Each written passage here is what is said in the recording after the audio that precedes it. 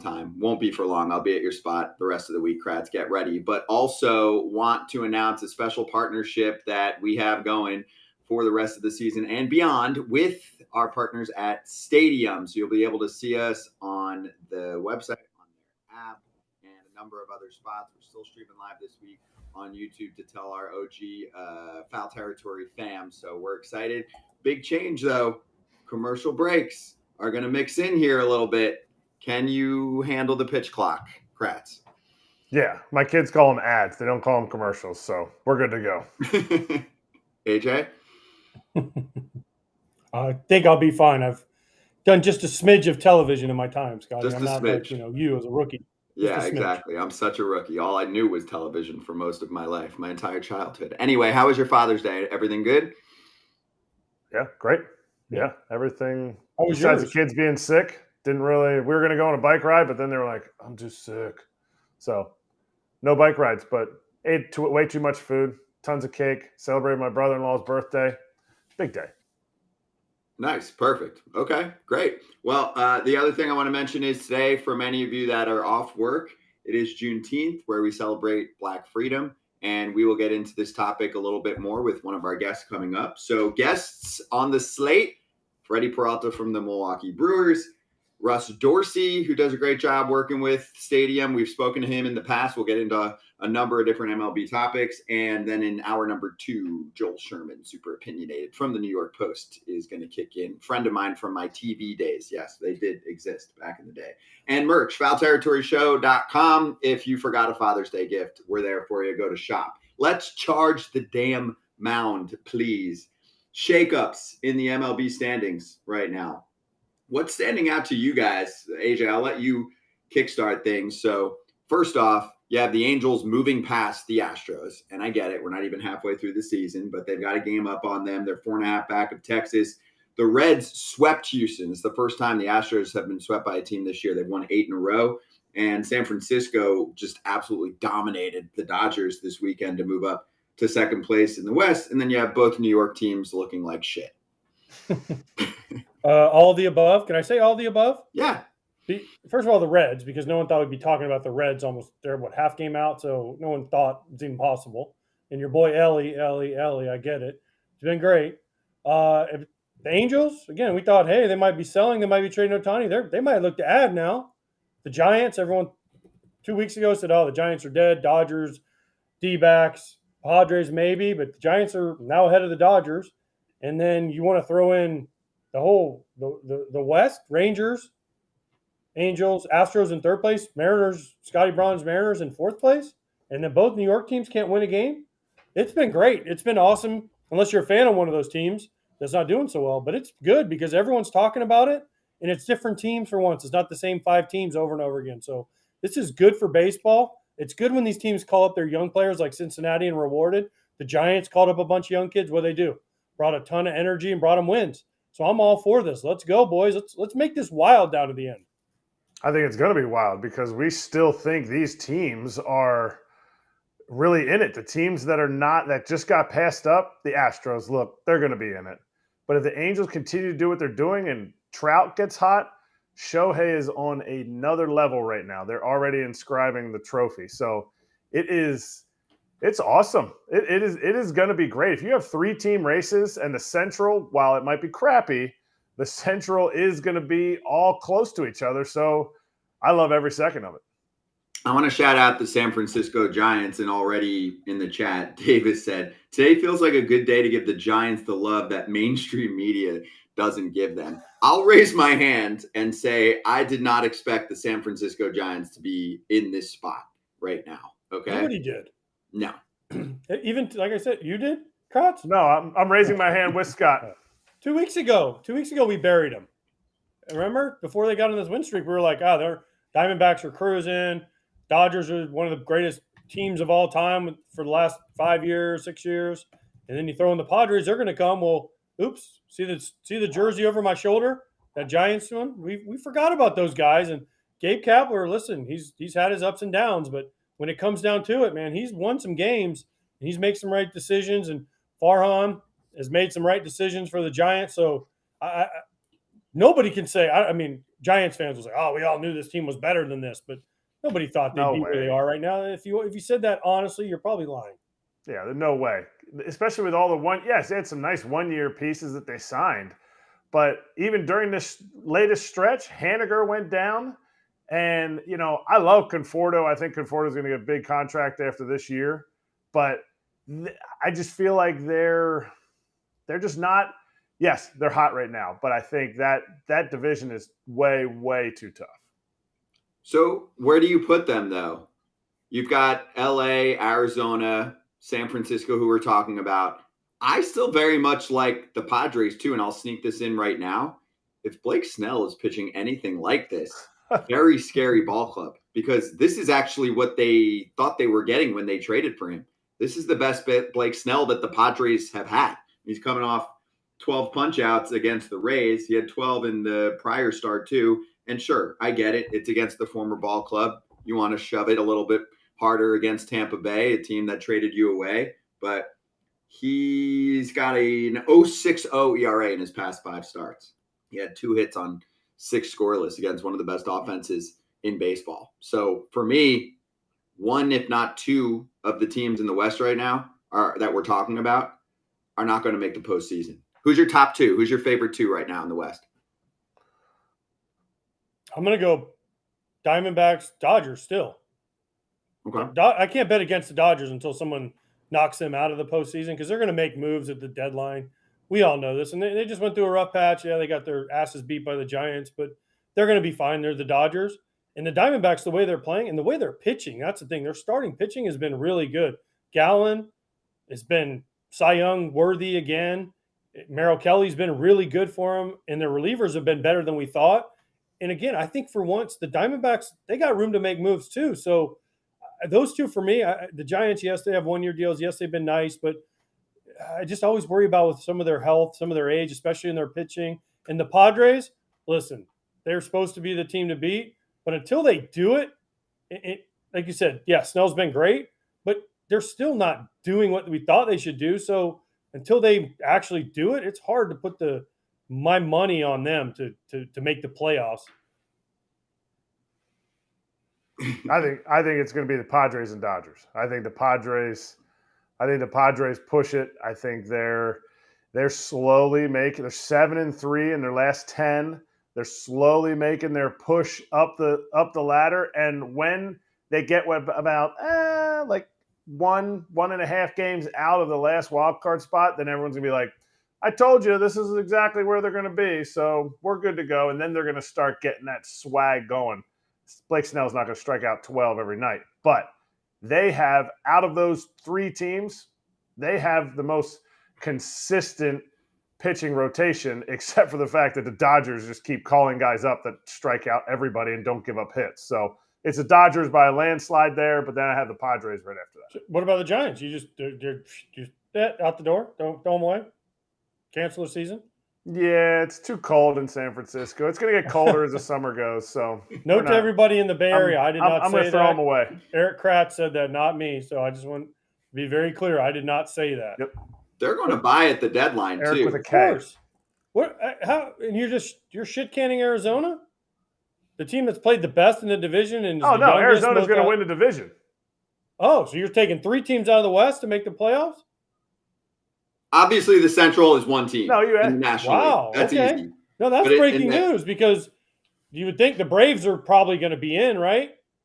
And the Marlins and the Mets and the Phillies. So that means only one of those 3 makes it. We know your Philly love. We know Scott's Met love. And we know he's got Phillies. We know Derek Jeter's Marlin love. AJ, my Met love is fading very fast. Fangraphs right now has them under 25% chance to make the playoffs, and starting to feel like that number is even getting a little steep for the way that they're putting things together right now. I mean, this is a big week for them. It's like, let's line up Verlander and Max. Who we got? Oh, we got the Astros and basically their 3 best pitchers. It's like one of those seasons for them too, where they look up and they go, oh, we're playing the Astros for 3. Maybe we'll avoid Framber. Nope. Maybe we'll avoid Javier. Nope. Maybe we'll avoid that rookie that's mowing down the whole league. Nope. Like, it's one of those seasons right now for the Mets. They're in bad situations right now in the division. One comment I did want to bring up that I see here from Justin in the chat. He said, LA is finished 4th place by the end of the month.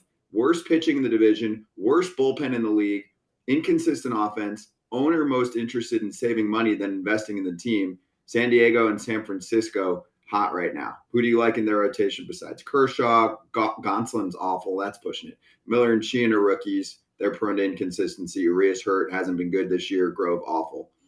To pump the brakes on that one, to me, that is way too much. Okay, I still think I think the Dodgers are a playoff team. Also, not to mention, can we look at their inconsistent offense? Freddie Freeman, Mookie Betts, those guys are inconsistent. That's about as consistent as you can get in the bigs. Some of those rookies are going there. Miguel Vargas, Outman, they've kind of cooled off a little bit, but they're going through that like lull of like, hey, the league's starting to know you.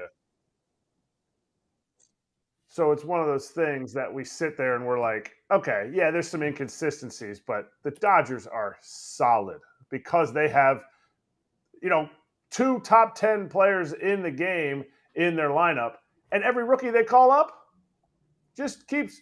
Sheehan went no hit. Grove, I forget what he did the other night, but Miller finally gave him some runs, so he's human. He has an ERA of like a 2 now instead of a 0.56. Inconsistent? No, that was a troll. That wasn't a fan. That was a troll that was reaching out on that one. Well, there's a lot of chatter going on right now about the topic, but let's move lastly to the Yanks. They're going to be okay. Aaron Judge needs to get back fast. We saw this last year, AJ. This goes back to your, hey, how valuable is Aaron Judge? Valuable. I know. Valuable player. Because valuable, when he's out, but not for the award. You need to clarify because people are freaking out about how you word it. Well, that's what the word's called. But Ohtani's already got that award. We can just go ahead, engrave his name. He's already got it, unless something crazy happens. But look at what the guys for the Yankees have done, not named Aaron Judge since he went down. Rizzo, awful. Stanton, Donaldson, our guy Trevino. Just look at them all. They can't hit. They've been awful, god-awful is being nice to what they've been. They just got their ass whooped by the Red Sox. They got a doubleheader sweep. They lost Friday. I mean, it has been just a comedy of errors of everything that can go wrong for the Yankees has gone wrong. And how do they turn it around? I don't know, because Severino hasn't pitched well. Cole's been good, but the bullpen's been giving it up. It has not been good. And, yeah, Rodon's on his way back. Herman's been pretty good, but they need more than that, and I don't know where they're going to get it. No idea. I completely agree with Rizzo. I love his comment. 30 other teams don't have Aaron Judge in their lineup. And I think that kind of was calling out the other dudes in that lineup. Like, they have he called himself out. He called himself out? And called himself out. I mean, he wasn't sitting there trying to make excuses because Aaron Judge isn't there. He's not going to be back for a little bit, and you have to figure it out even when he does come back because teams are just going to pitch around him. Like, that it is definitely something that their lack of ability to make adjustments and not punch out so much is like coming to the forefront. So it is something that they are not doing well right now, and they have to right the ship quick. Yeah, Justin Turner had a big game on Friday in the win for Boston, and then, they can't handle that smoke from Brian Bayo. Your K-prop favorite. Yeah. I know. I mean, he's got really good stuff. And I actually he's had some, they all go through unlucky moments, but a pretty high batting average on balls in play. The last start before this one was the one where a ball went off the base and cost him, I think, a couple runs. So he was great yesterday. 7 innings, struck out 8. And that brings us to our first poll question on the show. We'll get used to this. You scan the QR code on the screen or go to your browser and type in watchstadium.com/foul territory to play along. Question number 1 for you. The Astros, Dodgers, and Yankees have identical records right now. 39 wins, 33 losses. They're all in 3rd place in their divisions, just like we thought. Which one of them has the best chance to still win the division? Astros, Dodgers, or Yankees? I basically want to pick 2 out of these 3, but you got to pick one. And if you're watching on Stadium, we're going to step aside for a quick moment. If you're with us on YouTube, we'll continue on in just a sec.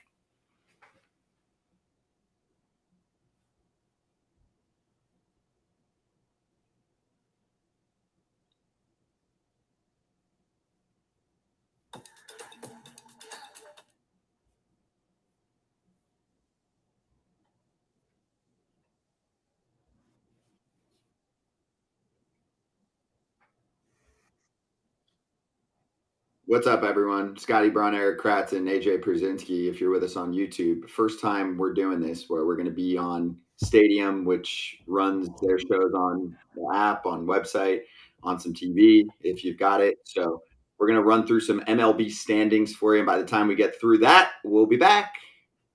Now, let's take a quick look at the current divisional standings around Major League Baseball.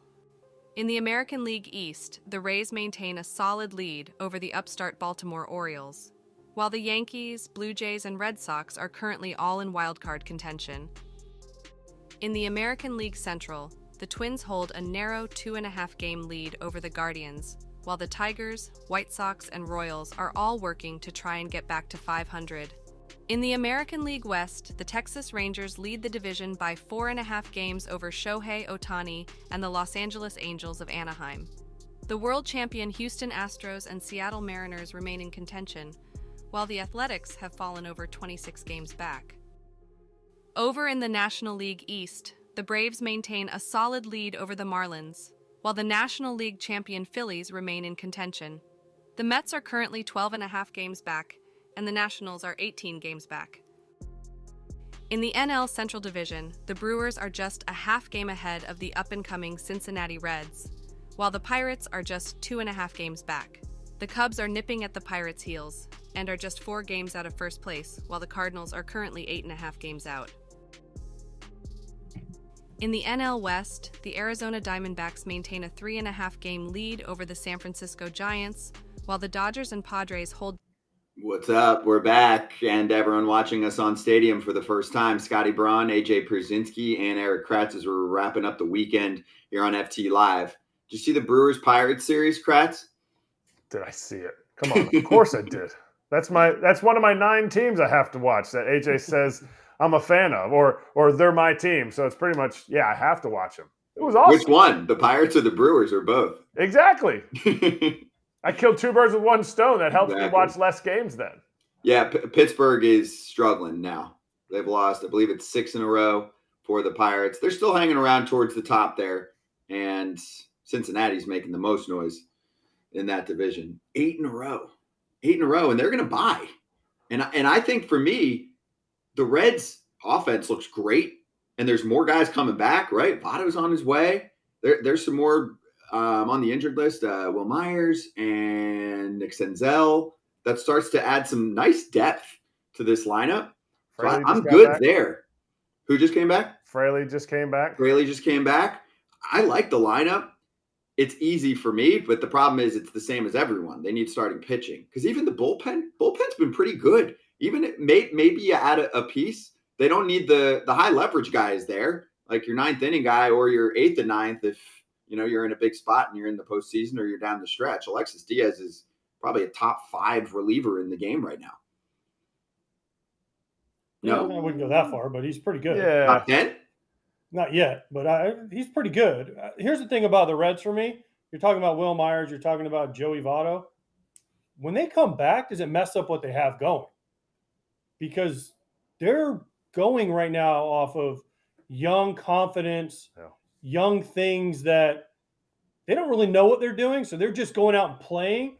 Sometimes, and this isn't picking on Joey Votto or picking on Will Myers, but you bring back the veteran guy, especially Votto. Will's been there and played this year, but you bring back Joey Votto, guess what? It takes somebody else out of the lineup. It changes that dynamic. So you're always a little bit cautious, at least on my end, when I look at it and say, man, Joey Votto's probably going to Cooperstown, but is he a fit on this team? And can he still hit? He hasn't really done it for, he's been hurt for so long. So, when you're taking whoever out of the lineup, whether it's a DH or their first baseman, and then you're going to have to move guys around again. So it's kind of it's going to be interesting to watch, see how David Bell does it. I think Myers is different than Votto. I think you put Votto in with a team that needs some plate discipline, and they can be like, finally, somebody that's not going to swing out of the zone.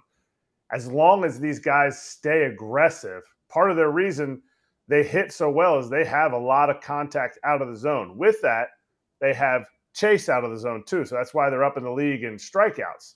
But to me, I don't know officially where Will Myers sits in, But I think if you bring Votto back and you allow him to be who he is in this energized lineup, just make sure you put him in a spot in the lineup where he's not going to get in the way of the speed and the havoc they create on the bases, because they're always creating havoc. I mean, especially against a team like the Astros, they were doing some crazy stuff. Ellie with a ground ball to first base, and he beat Abreu, who was laid out on the ground, to first. That kind of stuff is awesome. Just make sure Votto's out of the way, and then you're going to start getting guys driving runs in too. One thing I do want to mention also about the NL Central, Henry Davis on his way up for the Pittsburgh Pirates. That's a good move. Well, 2021 first overall pick. That seems like a little bit of a desperation move for the Pirates, because they were kind of up here for the whole year so far, and now they're starting to slowly fall down, right? Well, now they're like, oh, we're going to do it. We saw what the Reds did with Ellie. We're going to do that on our end. Well, I know Henry Davis has been having a good year so far, but catcher is really tough to. I know Buster Posey did it in 2010, but it's real hard to inject a catcher in the middle of your team, in the middle of your lineup, and have them make a huge difference, because it's such a hard position to learn on the fly. That's why I think most teams look at it and say, hey, if we have a young catcher, we're going to throw him in there at the beginning of the year during spring training and let him learn. Because when you're a contending team, and the Pirates consider themselves contending, even though Scott Braun doesn't, that's okay. They don't throw their catcher in because you have to learn the pitchers, you have to learn how to hit. There's just so much that's thrown on you that it seems like a little bit of a desperation move, but I hope it works out for the Pirates. For sure. I hope it works out for Henry Davis. But I feel like the date that this came and how they just got swept by the Brewers, I feel like he's earned it. He's almost got a 950 OPS for the season in the minor leagues hitting wise. But like AJ was talking about catching, I think they had slated this as about the time when they were going to call him up at the beginning of the year. He started in Altoona. He went to AAA, Indianapolis, and he's just continued to do the same thing. And I think he's checked boxes, but I also think they're just kind of moving him up now, because it was like, well, we don't really have much up there right now that's going to give us offense. We'll be able to ease him in here. And it's something that I don't know if the Pirates really think they have a shot. I think maybe on the field they do, but I think front office wise, I think they're like, it's a good time. We have a full, maybe 2/3 of a season to give him his time. And then he kind of hits the ground running like Adley Rutschman in a full season next year. Also, keep in mind, they have 2 premium catching prospects. One who's actually ahead of the other, right? So Andy Rodriguez isn't up yet, but he's actually probably ahead of him in terms of his ability to play the catcher position. And that's why Davis has been mixing into the outfield. Of course, you can throw him in the DH spot. So for me, I mean, dude's not going to be a regular catcher every day. They're keeping for now Austin Hedges and Jason DeLay on the big league roster. So you're going with 3, right? I think, I don't know, maybe he catches once or twice a week to start. Yeah, but why call him up then? Because he can play outfield. Okay. And also long term, I mean, he's not going to be their everyday catcher. Andy Rodriguez is probably going to be logging more time at catcher than he is. Okay, then good luck. I just know as a catcher, when you're drafted as a catcher, you're the number 1 overall pick, and you're drafted number 1 overall because you're a catcher. You want to catch. Mm-hmm. You want to be the catcher for your team, and he's obviously, according to, maybe not going to be the catcher. Right. Well, that's why you give him more versatility, because the other dude can play the position better. So those are the 2 that are going to share it in the future. But I think he's got to be able to play other positions. He's a great athlete, and they need the bat right now. I mean, that's worth a shot. They're not scoring at all. Hey, let's talk to a guy that shut him down yesterday. Freddy Peralta from the Milwaukee Brewers joining us right now. Freddie P, how you doing? It's been a minute. Hey, good to see you guys. I'm doing good. How about you? Good to see you too. Take us through yesterday. First off, you guys pick up the win. You pick up the sweep. How was Pittsburgh, and do they feel like a little bit of a different team than what you faced a couple months ago? We got the sweep, and it was awesome. But, you can feel them, man. They play in the ball. They play in the game in the right way. they've been doing a great job. They have very good hitters in the lineup. They didn't have Koch and Hayes yesterday for me, but they had like 7 lefties, and I was working through them, man. But the more important thing is that we got the sweep and the series because they are very close to the first place, and we are there like trying to get the more wins that we can, man, in this moment. Who are you more afraid of? Who are you scared of? The Reds or the Pirates? Who? The Reds or the Pirates? Who are you more afraid of? Not afraid. I'm not afraid, but the Reds been playing consistent for the last probably month, right? So we play very good against them, and we win the series too over there. But I think that I see the Pirates like playing probably better than them against us. Uh, I don't know what's gonna happen. There's a lot of more time coming, but they both playing good. But I think that the Pirates probably uh, gonna be closer than us. Behind us, they're gonna be closer than the Reds. Let's see what's gonna happen. You never know in baseball. You know how it is. Tu sabe, tu sabe. Hey, Yeah. how about your papa? How was it to see Wade come back? His first outing, looking all old, Feo face, man, ugly beard, but he pitched really well. How much did that energize your team to see him out there? Great, man. We all excited. We need him in the clubhouse. He's that kind of person. You guys know that. He's always like keeping everybody like loose, but also that there's a guy that he's there competing. You know what I'm saying?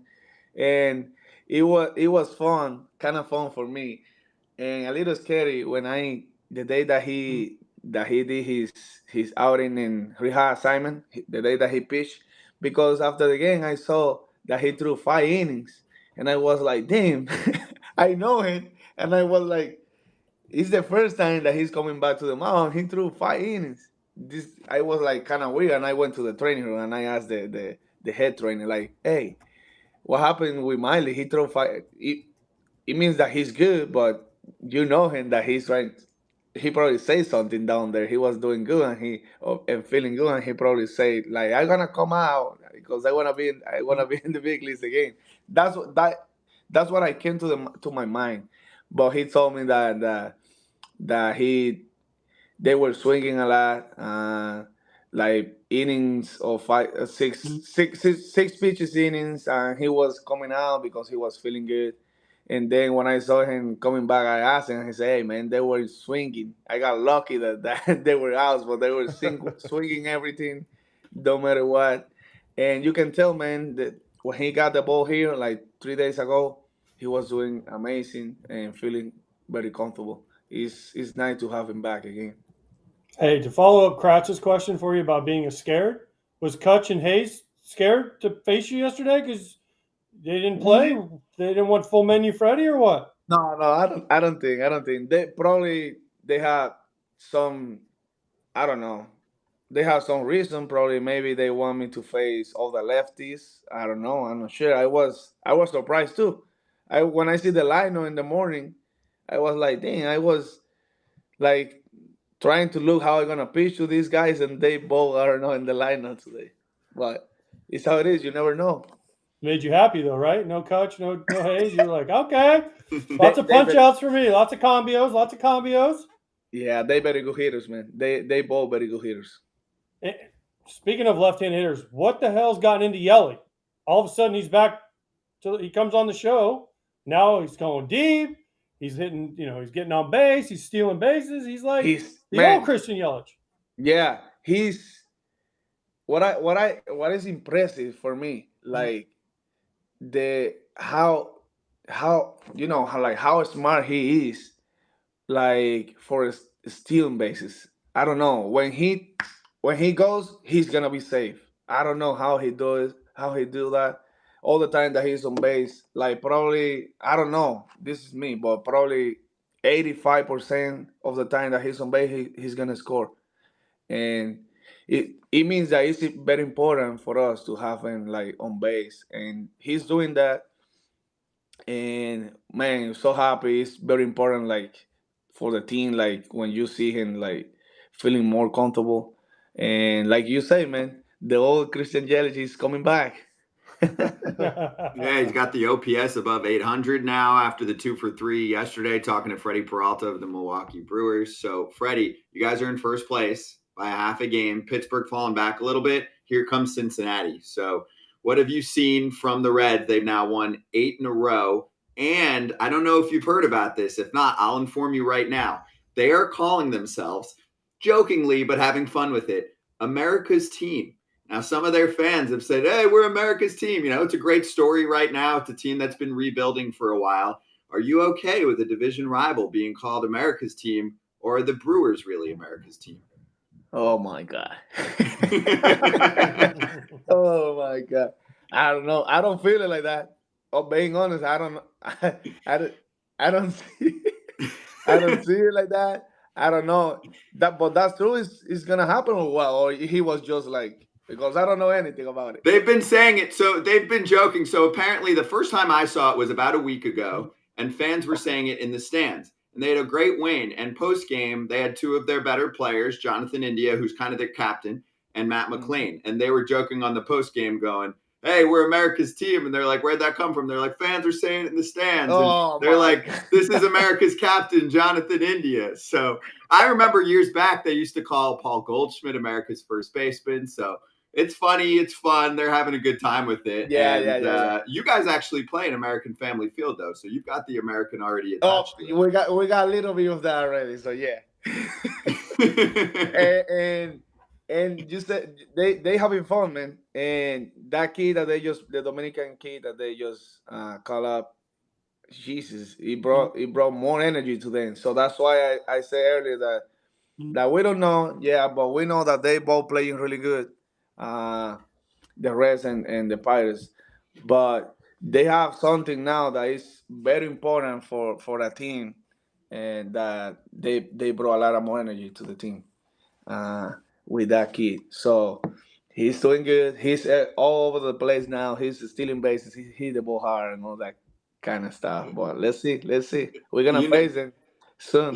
Yeah, you got him again soon. Do you know him, or have you ever spoken to him, Ellie De La Cruz? No, I haven't. But I heard his name before. We all know that he's a kid that that he's gonna be a superstar if he keep doing what he's been doing and stay healthy. Freddie, they have Ellie De La Cruz. You guys have Churio. When's Churio coming up to do the same thing for the Brew Crew? Hey, Let's go talk to Counts and say, we need Churio. They got Ellie, we want Churio.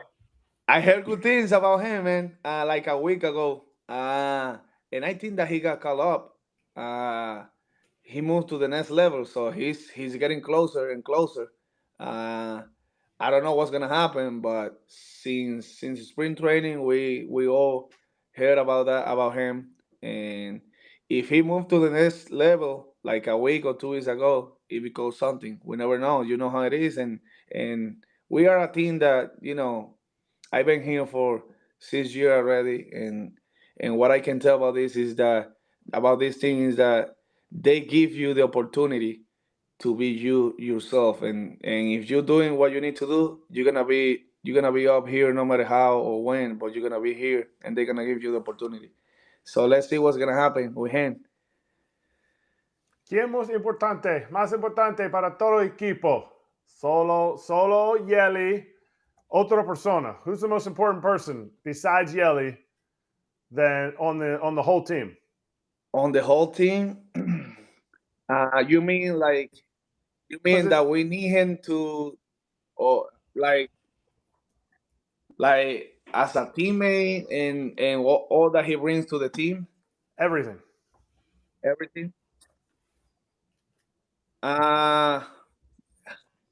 Let me see. My God.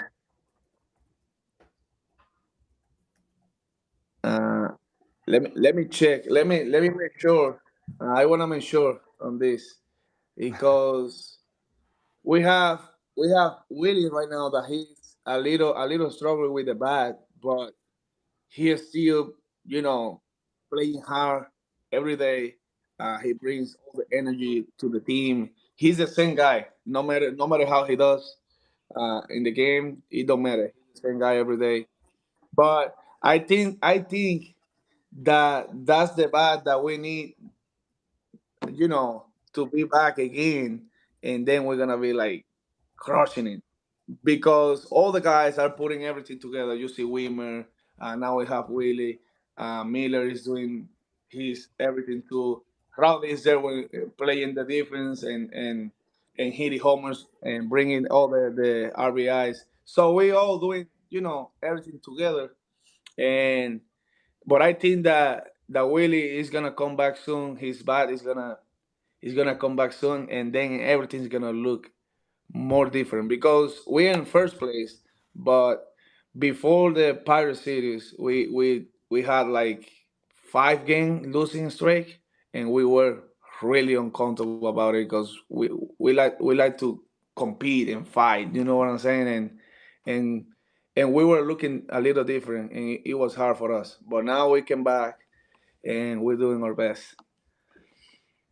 Hey, Freddie, you know who you shouldn't have said? Rowdy. Because we all know, listen, Rowdy, all he does is stir up the clubhouse. He doesn't bring anything to the team. He's not the most important. If you guys shoot tomorrow, nobody would miss him on the team. It's okay. It's okay. He's You telling lies said about everybody you in the said clubhouse. that. It's okay. I don't, Hey man, I know that the other day he told me, "Hey, I was talking with you guys, man." And I, what do you mean? And he told me, "The founder told you guys," and I was, "Damn, I didn't know you were doing that too." And he was yeah. happy about it. I don't know why, but he was happy. Hey man, he said that he's Mexican, so he tried to he's leaning a little bit to the Latin sides in the clubhouse. I like that. I like that. He's a Yeah. man of the people. Rowdy The relates with music, everyone. Yeah. yeah. So he sometimes I see him typing like in the iPad in the clubhouse, like in the music, and I'm like, what is gonna like because we listening at something good, something nice, and I was like, don't tell me that he's gonna change it let's see what's he gonna do. And we were like, and then he put some Latin music in there. We're like, damn, how did you change? He's doing, I'm telling you, he's acting like a Latin person now. I think it was after the WBC. That's the reason. Yep. WBC changed him. I agree. Yeah. He was like tequila after games, reggaeton Yes. music. Rowdy's a Hey, different human being now. hey, they all the guys they love the way that I work out in the clubhouse every day because I don't wear like the team uniform. I don't feel like comfortable. You know what I'm saying? And I wear like my Nike stuff, like shorts and all that. And I use all that like tight and he started using it. So Miley he bought like for all the starting pitchers, he bought all that kind of stuff. Like he bought shorts, shirts, and all that. He bought everything for the starting pitchers only. And he's in the club now. He bought everything for him because he's not a starting pitcher. And he said, I need something like that for workout. Now he's wearing a short. I want you to see that the shorts that he's wearing for workout. He's crazy, man. They look like bossers. Rowdy might have his own workout line. We'll ask him. Good. We'll have our research staff on it. We're gonna ask him about it next time. That's why we Ask need him. you. Yes, Yeah, we're gonna ask him. ask him. It's gonna be I can see funny. Rowdy doing jazzercise and a one and a two and a one. Freddie, Okay. thank you so much. Good to see you. We got to jump. We'll talk to you again in a few weeks. Okay. All right, you're welcome, man. Have a good day.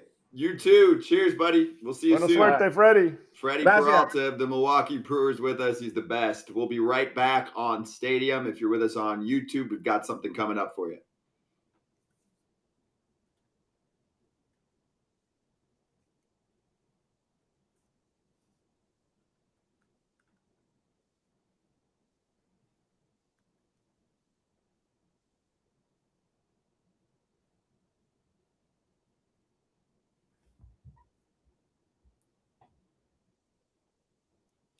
What's up, fam? So we've got Carlos Gomez on Legends Territory, a little piece of what you're missing if you haven't listened to it yet, either on Apple or Spotify, or check out the show on Foul Territory's YouTube page. There's a nice little section with Legends Territory. First off, I would see it just to believe the outfit because it's that good. But also, here's a little piece from that interview. For me, Tati is the best athlete in baseball right now.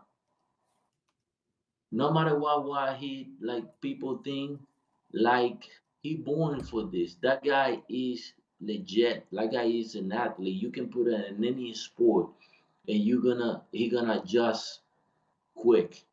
Like it's crazy watching Tati play. Like he gonna do. He gonna do. Like what he doing right now not surprise me. And 10 more years, they're gonna not gonna be surprised when they're gonna have like 300 homer, 350 homer. You know, like he got that ability. He got that self appeal. Like for connect with the people. People gonna forget. They're gonna forget because like you did, like he came back, people were screaming and he enjoyed it. Give me fire, give me fire. I love it when people like when fans like boo me because that it started my inside fire. Like okay, we're gonna make you cry now.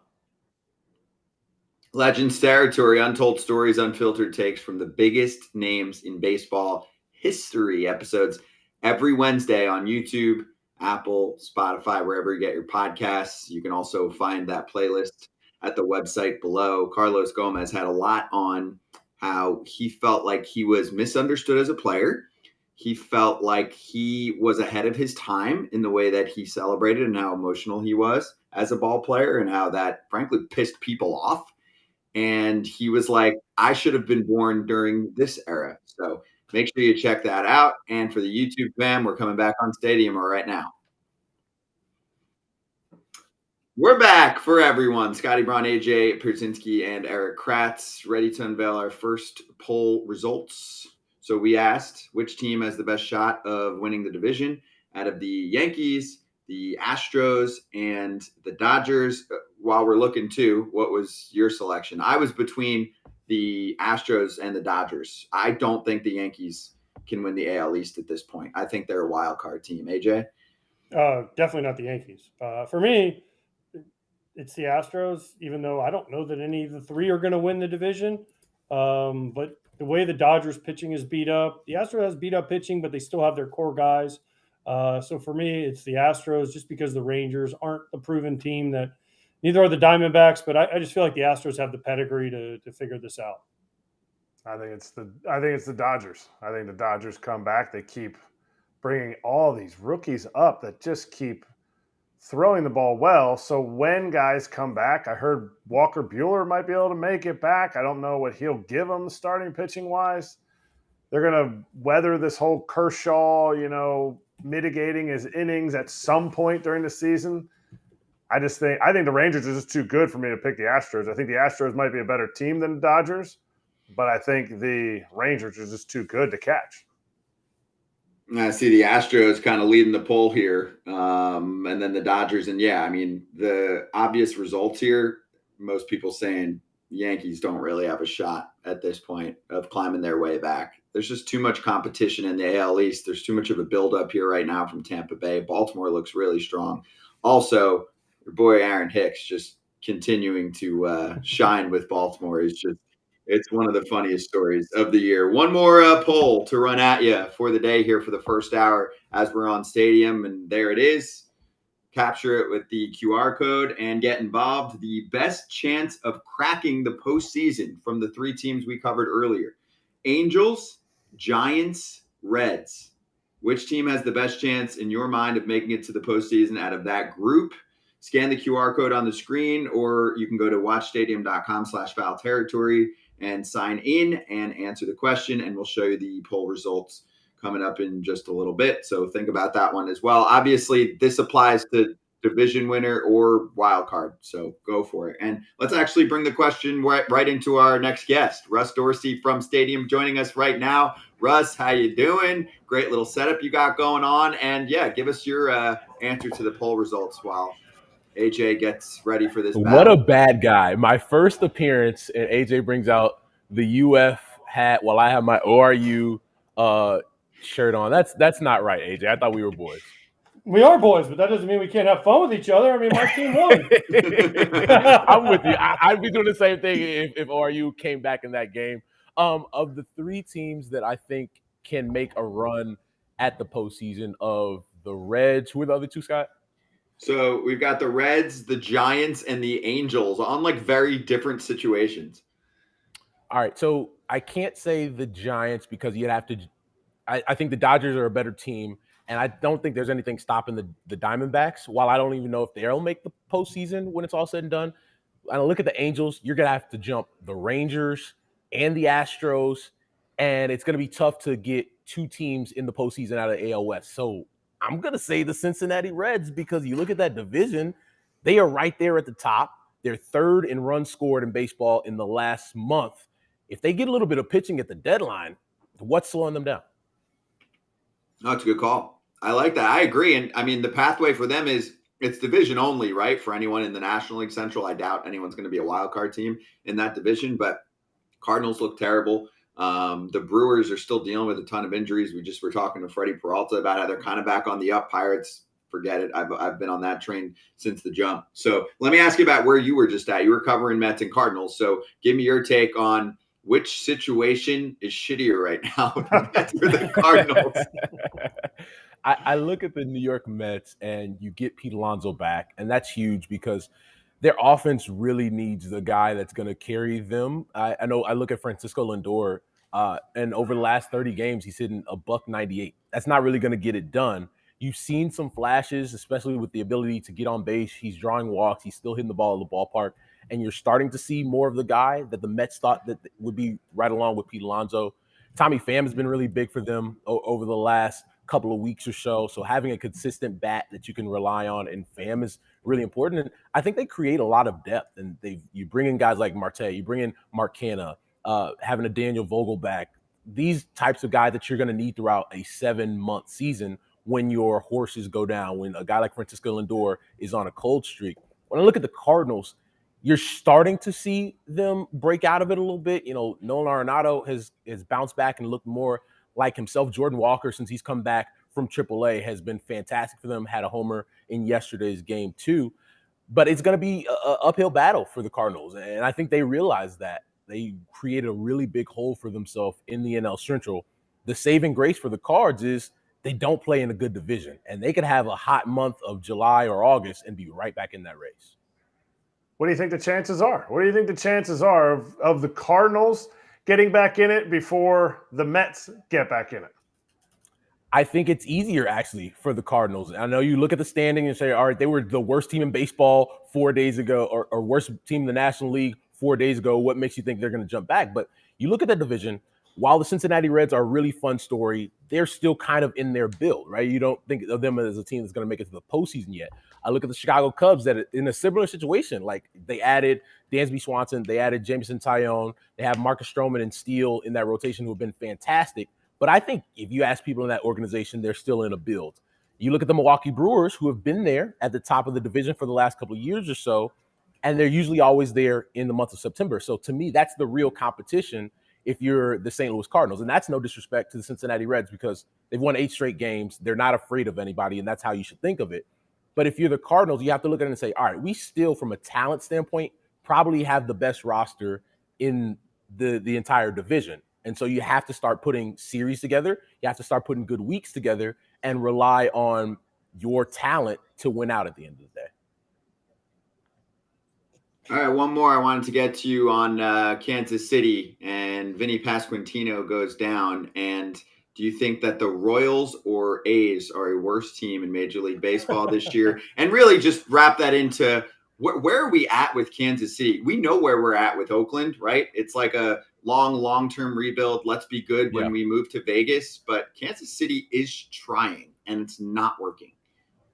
Yeah, I think when you look at the Royals situation as opposed to the A's, the Royals have had this, during their rebuild, this crop of kids that, you know, Bobby Witt Jr. being the big dog in that have all got to the big leagues at the same time and you're trying to see, all right, who's an everyday player, who's not, who can, kind of develop at the big league level, who can't.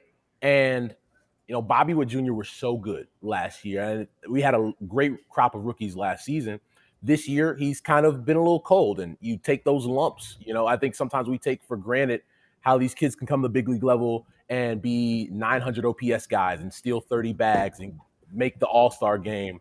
And it's kind of unfair, but part of being a young player, and Kratzy and Ada, you guys know this, you see young players for your entire careers, it doesn't always work that way. You're going to have highs, you're going to have lows, and it's making sure that those lows aren't too long and not getting, too excited off of those highs and kind of being consistent, because it's those consistent players that end up having long careers.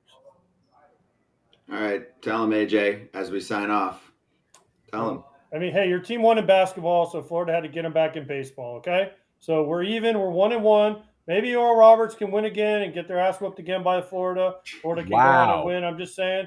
But they can swing it a little bit. Good run. They had a good run. They were shitting bricks, AJ. They were shitting bricks after that mound. I was. Especially after Sully screwed up the pitching change. Oh my gosh, I don't know how many visits. Oh, what? Oh, you had Jack Tani over there at first base, wondering if he got to come in. And oh man, I didn't really get to warm up, and they had him shook. I know. Shook don't count though. Dirty birds. College World Series talk continues. We'll have Russ in a couple days. Russ, great to see you, dude. We'll have you in a few days later this week. Great to have you on the team here. Sweet. Thank you, guys. Thank you, Russ Dorsey from Stadium, joining us multiple times per week. We'll swing back for all of you watching on Stadium, and stay here if you're on YouTube.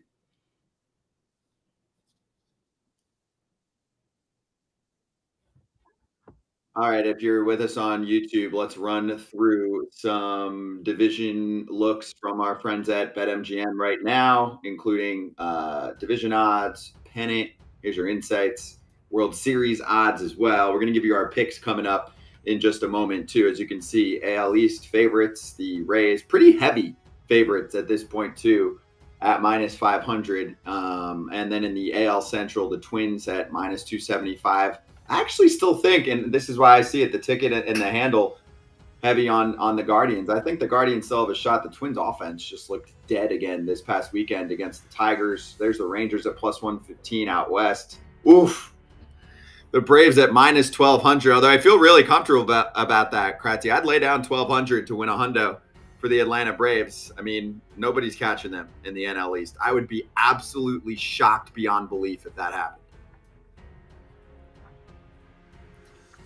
NL West, you've got the Dodgers favored still at the moment, despite the Diamondbacks leading the charge and the Giants jumping ahead of the Dodgers too. That one's a little bit surprising. AL pennant, there's the Rays at +225.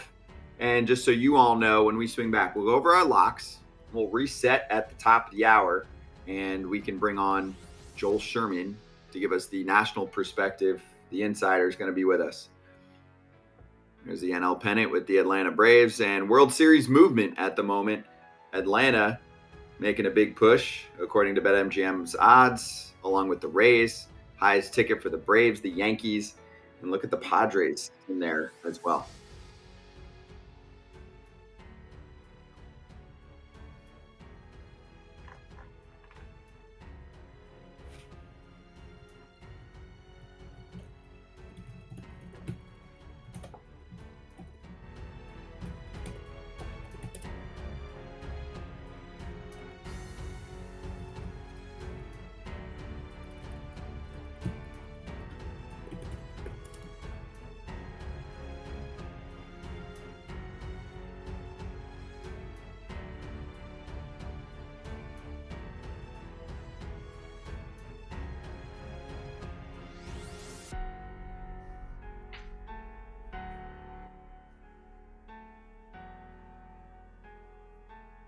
What's up, fam? We're back on Stadium. Braun, Kratz, Pierzynski ran the next poll. So let me get your answers on which team you think out of the Reds, the Giants, and the Angels has the best chance to make the playoffs. Kratz, go. Reds for sure. The other ones just have too much to go. They have too much momentum right now. I love the energy of their team, and just the other two just don't have as easy of a path. AJ? I'm going Reds too, just because of everything Erik said. not an easy path. The division, the Central, the Cardinals, the favorites are down, and they're right there, and they're hot. They're hot right now. My thing too is I'll go Reds as well because yes, I agree they're hot. I think they're going to buy. I think the NL Central's terrible, and I think for the Giants and the Angels, I just don't see them making the playoffs. Like they're not going to win their divisions, and I just think there's too much strength around them. With say out west with Houston, they're going to be fine. The Rangers, I still think the Mariners are going to make a run, so forget it. Way too much competition for the Angels there. And then in the NL West, the way the Diamondbacks are playing, I don't think they're going anywhere. And I do think the Dodgers will be fine. I think the Padres are going to make a big push. They've been playing much better baseball lately, so look out for that too. As you can see with the poll, Giants leading the charge here right now, according to the crowd.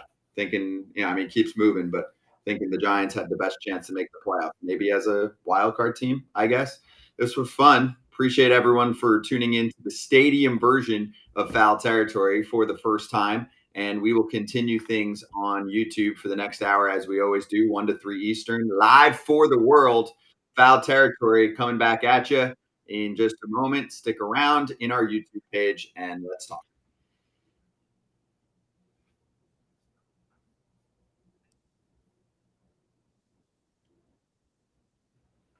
What's up, everyone?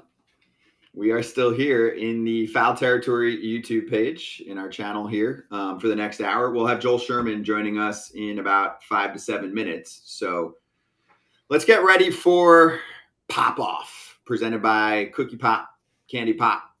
And you can use the promo code Foul Territory. We'll run through that in just a moment for you. But Kratzy, this is your special today, as we had Father's Day.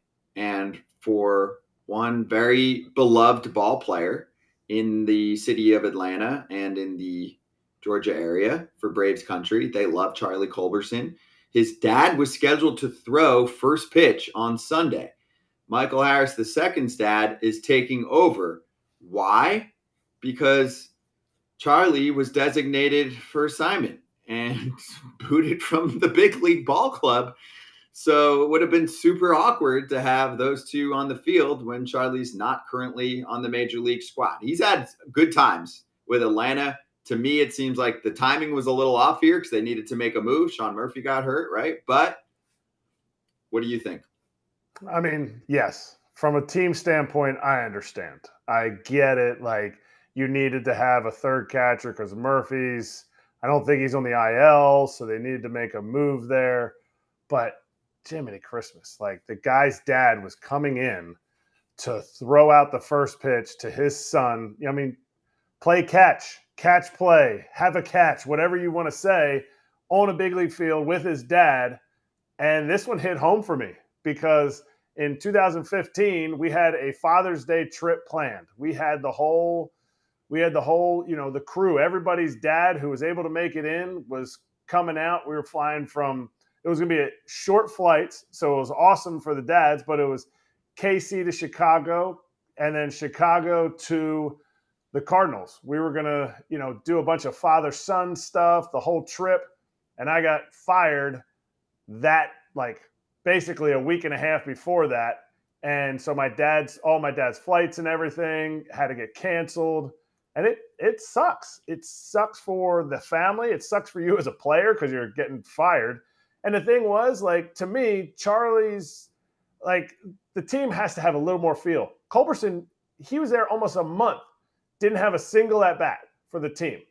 And I'm not saying he should get at-bats. I'm just saying don't invite him out to play catch, to have the first pitch thrown out by his dad if he's going to be a guy that's you know what, if something happens, you're kind of the guy. He never was playing, so they shouldn't have planned it like this. I'm not saying they shouldn't have sent him down on Father's Day. I'm saying they shouldn't have planned it like that. But I'm sure, knowing Charlie, he's a pro about it. But it still sucks. Yeah, but what's the team going to do? They had a backup. They had Michael Harris' dad ready to go. He was in the bullpen, so it sucks for Charlie. Charlie's a good dude. I'm sure his dad was super excited, but the business, it's just another reminder, right? Major League Baseball is a business, and it's not personal. It's a business. And remember Jason Tyner with the Rays, they had a bobblehead day. he got DFA'd before they gave away all these Jason Tyner bobbleheads and he was gone. And listen, if you play this game long enough, something's gonna like this is gonna happen. And it's just one of those things that happens. I remember in 2014, I got DFA'd by the Red Sox, and we had a whole RV trip planned from during the All-Star break to go to Cape Cod, and then we were going to Toronto after. My family was going to take an RV and drive up to Toronto and do the whole thing. I got DFA'd. Instead, we RV trip from Orlando to Cooperstown. I got to see Frank Thomas inducted into the Hall of Fame. So, I mean, things work out for a reason. Charlie Culberson also, let's not forget, Charlie Culberson, they were almost trying to make him a two-way guy because when I was there, he was throwing bullpens. So he knew where he stood in the organization as far as he was the 26th guy on a 26-man roster. And if they needed that extra catcher like Sean Murphy going down, guess what? He was pretty sure he was going to be the guy. It just sucks for the timing, and I get it. But you know what?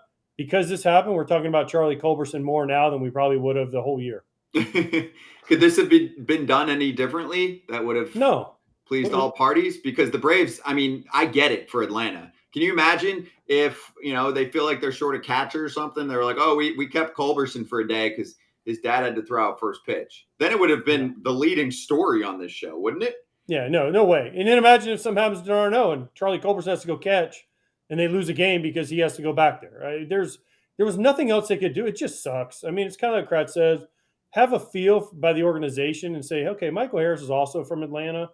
Let's just have his dad do it because we know he's not going anywhere. But, man, it sucks for Charlie. It sucks for Charlie's dad. Just bad timing. Just one of those things that unlucky. There's no other way to put it but unlucky. Michael Harris went off then. He's like, oh, appreciate you, Dad. Thanks for throwing the first pitch. I'll just go out and get 5 hits. Like, that's easy. Yeah, and the Braves said that he came back probably a little too quickly early on this season when he had the injury to start the year. And clearly now he's hitting his stride, which, again, just makes the Braves such a powerhouse. Are they the best team, you think, overall, like the most complete team in all of baseball right now? I mean, I worry about their back end because Minter hasn't had a good year. Matzik's out for the year with arm problems. Yeah. Iglesias has not been great. Let's not forget, Iglesias has not been great for them. He's kind of up and down, and you don't know what you're always going to get out of them. Their lineup is good. Defense is good. Starters, they need Fried back. Love to get Soroka back. Love to get Kyle Wright back. Charlie Morton's been okay. Some of their young guys have come up and been good. But because they're the Braves and because they have the lineup and because they have Acuna and Murphy and Olsen and all those guys and Riley and Harris and Rosario and Albies, I mean, their names. You think, okay, they're going to be fine. But they do have a little bit of a depth problem at starting pitching because they called up all their guys. And the back into their bullpen, I think Alex Anthopoulos is going to go out and make moves. So I don't think that's going to be an issue. But I don't know about the most complete teams until the Rays to me are still, just because they're not the household names, but the Rays to me right now are still the most complete team going. By the 100%. Way, do me a favor. We're about to bring in our next guest too. If you type in Google Braves roster, let me know if you see anything weird that pops up when you type it into Google. Like right now, they've got like some random dude who doesn't look like a baseball player in the profile picture on Google for Michael Harris II. So let me know if that's just me, if I've got some weird setup there. Or that is not him. That is not him, right? I can honestly say with 100% certainty, that is not Michael Harris II. Maybe that's Michael Harris I. That's not Michael Harris II. No. Wow. I mean, how does that happen? That's actually my pop-off. You need to get to know Michael Harris II. He won Rookie of the Year, please. So what's funny is if you click on the picture, though, it goes to his right picture.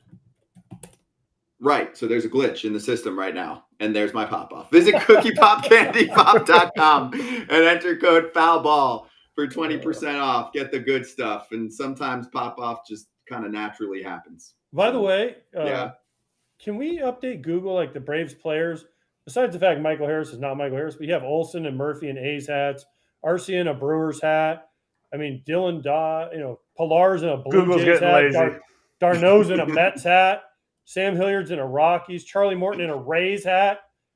Iglesias still in Cincinnati. Michael Tonkin, Twins. Joe Jimenez, Tigers.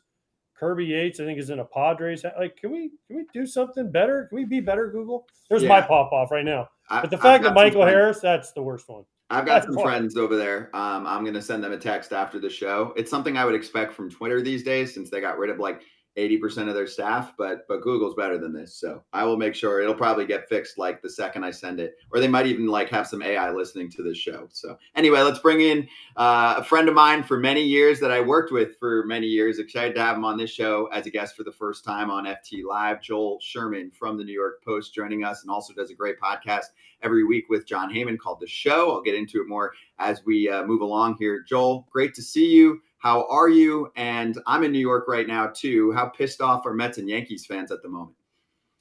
I'm good. They're probably bad, Scott. Right as we're speaking, obviously, the Mets real well. I think their fans are always waiting for the other shoe to drop. They were hoping that with the expensive nature of this shoe, that maybe it wouldn't drop with an owner willing to sport a $380 million payroll and about another $100 million in tax. That wouldn't happen this year, but I do think we're seeing a bit of a chaos season in 2023. Is that new rules? Is it greater enforcement of the sticky stuff on the hands? And if you have older players, especially older pitchers, is it hitting them in a different way as far as their stamina with the new rules, or what they could do with spin without the highest level of sticky stuff? I don't know, but obviously we're seeing to some degree Dodgers, Astros, Yankees, especially the Mets struggle with teams towards the top payrolls and with a lot of veterans. And the Mets struggles are real, and I just don't know how they pull out of it unless Max Scherzer and Justin Verlander do a pretty good imitation of Max Scherzer and Justin Verlander. So you've been in New York for a long time, and AJ Pierzynski despises New York. Everything I was born in New York. Exactly. He says there's always a New York bias. But the one thing that I want to hear from you is AJ's quote is, "The Mets will Met." Why is it year in and year out, besides 2015 when I got a World Series ring from them, why do the Mets Met? Is there something in that, in the media? What is it? What is it?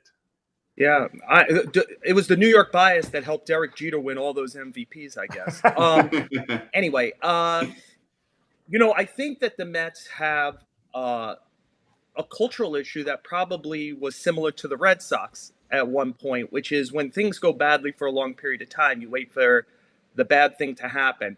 I'll share this story. The Mets were playing Colorado on a Sunday, probably about 5-6 weeks ago. And at that point, they were probably hovering a month into the season at about 500.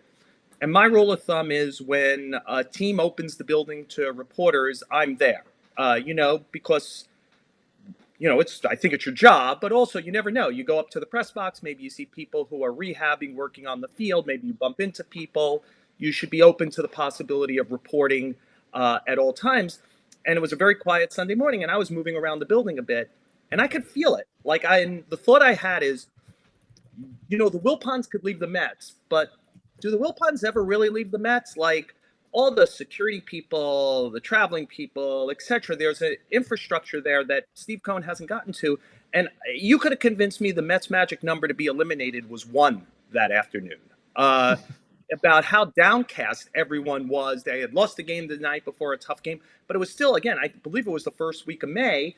And it's just that feeling around it of negativity. Now, is that greater today with all teams because of social media, and nothing quite appeases people on social media like being miserable 24/7, 365? I don't know. But there is a pall of negativity, and that the shoe will drop around the Mets. And like the Red Sox, does that only change one of these years when you break through? Would we feel differently if the Mets in 15 would have beaten the Royals instead of losing to the Royals? I don't know, but it's been a long time since 1986 since they won. And there's definitely this sense of things will go wrong. And just even take this. They've been around since 1962. They've never made the playoffs 3 years in a row. I think they've only made it 2 years in a row twice in their history.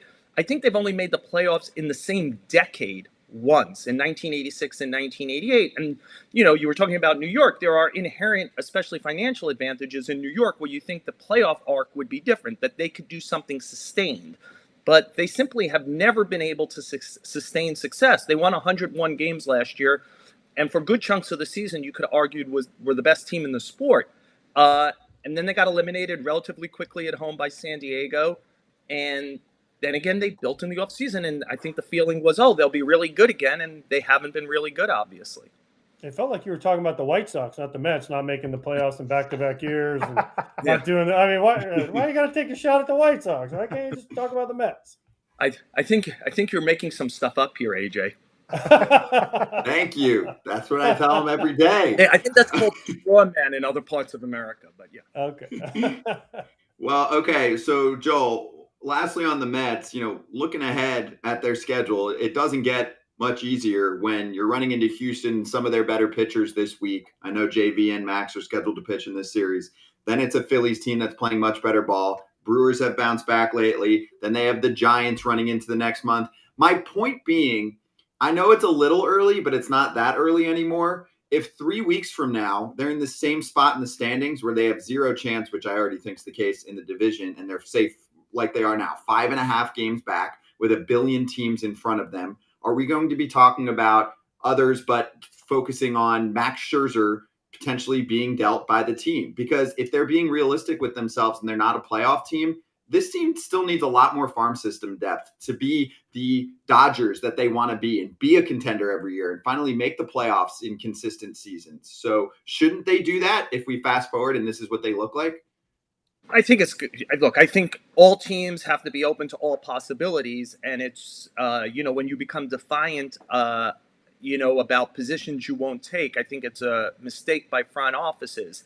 Obviously, the Mets have put an awful lot into the middle of this pot. I would say that if they were to become sellers, they would be able to do two things that I think are important. I think that they could let their fan base know, hey, this is a Steve Cohn-owned team. We're selling today, but we're not rebuilding. And you could take a look in 16, the Yankees traded Andrew Miller and Aroldis Chapman and Carlos Beltran, and actually played better after they traded him, almost made the playoffs that year, and then got to Game 7 of the ALCS the next year because they were kind of rearming as opposed to rebuilding. I think the Mets would be in the same situation. I think the other thing that makes the Mets interesting is Cohn is obviously willing to foot a bill. So if you put a guy like Scherzer out on the market or any of their players, to get the best possible return, Steve Cohn could simply pay the contract for the rest of the year. And I think that puts them in a different situation if they were open to it. I do think they want to try to wait to as late as possible. I think they want to see what this team might look like. I'll say this early on. Buck Showalter made such a big deal out of losing Jose Quintana, feeling that he would be kind of a lefty steadying force for them, somebody who would give them 6 innings pretty constantly. I think they want to see if they get to a point where can they get Scherzer and Verlander back better, Quintana back, and go round and round a little and see if they could ever get off a 15 out of 20, right? We might have had this conversation about should the Phillies be sellers 2 or 3 weeks ago, and suddenly the Phillies are a couple of games over 500. I think the Mets want to give themselves as much chance as possible between now and the middle, at least, of July to see what it looks like. But Scott, to your point, it would be foolish for them to fall, say, 10 or 12 under 500 and lose connection to even the final wild card and not have everything on the table, because whatever their prospect base is, I think even they would admit their pitching prospect base is dreadful, and if they were selling, they've got to improve in that area. Speaking of teams that are questionable at best right now, the other team in New York, the Yankees, are they too old? Are they too young? Do they not have enough good players? What are the Yankees going to do? Because since Judge has gone out, they're going free fall too. So what's their solution? AJ, I think you gave the answer there. They're too old, they're too young, and they're too Judge. You guys know this well. Baseball teams are not supposed to be like NBA teams where you're beholden to one player on the level of, like if Jokic went out for Denver or LeBron went out for the Lakers. We're seeing it. I would argue that Aaron Judge's MVP case is made when he plays and it's made when he doesn't play. his absence is overt. Stanton has fallen off a cliff. Donaldson has fallen off a cliff. LeMahieu's fallen off a cliff. Rizzo has fallen. I don't know about off a cliff, but certainly fallen. Certainly from the beginning of the season where he was. Volpe and Oswaldo Cabrera, who I think they thought were going to be key parts of the team, they sent Cabrera back down. There's probably a question if they should do what St. Louis did with Jordan Walker and reset Volpe in the minor leagues. To the point of being too reliant on a player, their rotation is too Garrett Cole reliant. The others are not the same. I think they feel probably the same way about Rodon that the Mets do about Quintana. What will it look like if and when they get back Rodon? But they were saying that about Severino, and it hasn't been that great. They're Cole, Judge, and a pretty good bullpen. Is that enough? And what does Judge look like when he comes back? DJ LeMahieu had a foot injury last year and was a shell of himself when he came back. This is, we could say whatever the normal healing process is for a foot, but Aaron Judge is not a normal-sized person. What does it look like for a righty hitter who has to sit on that right foot, and he certainly does as a hitter, and puts all that weight on it and torque on it, and what does that look like for the rest of the season, even when he comes back? And, the only reason they won the division last year, they would have blown a whole 15-game lead if he didn't put them on his shoulders last season. So, they're too Judge reliant. Joel, thank you for making my argument. I have this argument with these fools every day that Judge is the most valuable player. Ohtani's the best player. Judge is the most valuable. So thank you. Now let's go to a team that's not very valuable at the time, the Oakland Athletics. How is Major League Baseball letting this happen? And how is Rob Manfred, the commissioner of baseball, using the comments he made last week about average crowd size and this and that, and basically leveraging them to get to Vegas as fast as possible? Does Fisher have him in his pocket? Does he have naked pictures on Rob Manfred? Like, what is happening, and how is Major League Baseball and the other owners allowing this to happen?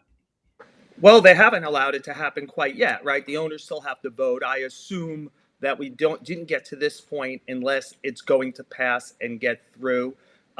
If I knew that John Fisher had naked pictures of anyone of substance, you would already have read about it in the New York Post.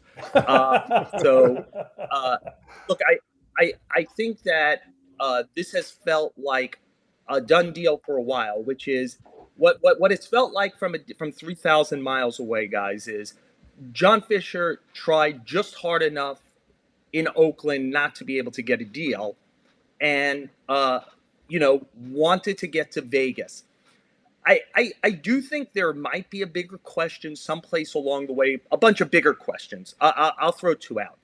One is about territorial rights. I think if 10, 12 years ago, the right thing would have happened and Oakland would have gotten to, say, San Jose, we wouldn't have been dealing with this issue. But I think we could probably make a pretty good case that there should be a team in New Jersey or Connecticut. But the Mets, the Yankees, the Phillies, the Red Sox, they're not going to allow that to happen. And the Giants didn't let Oakland get to San Jose. And that was significant. I mean, I would point out that, the NFL team left Oakland. The NBA team left Oakland also. I think at least like with the Warriors, there was another place in the general area to go that might have satisfied everyone if they could have just territorial rights wise 10, 12 years ago been able to begin to do something in San Jose. The second one is about any municipality kind of getting in the business of building stadiums and giving money.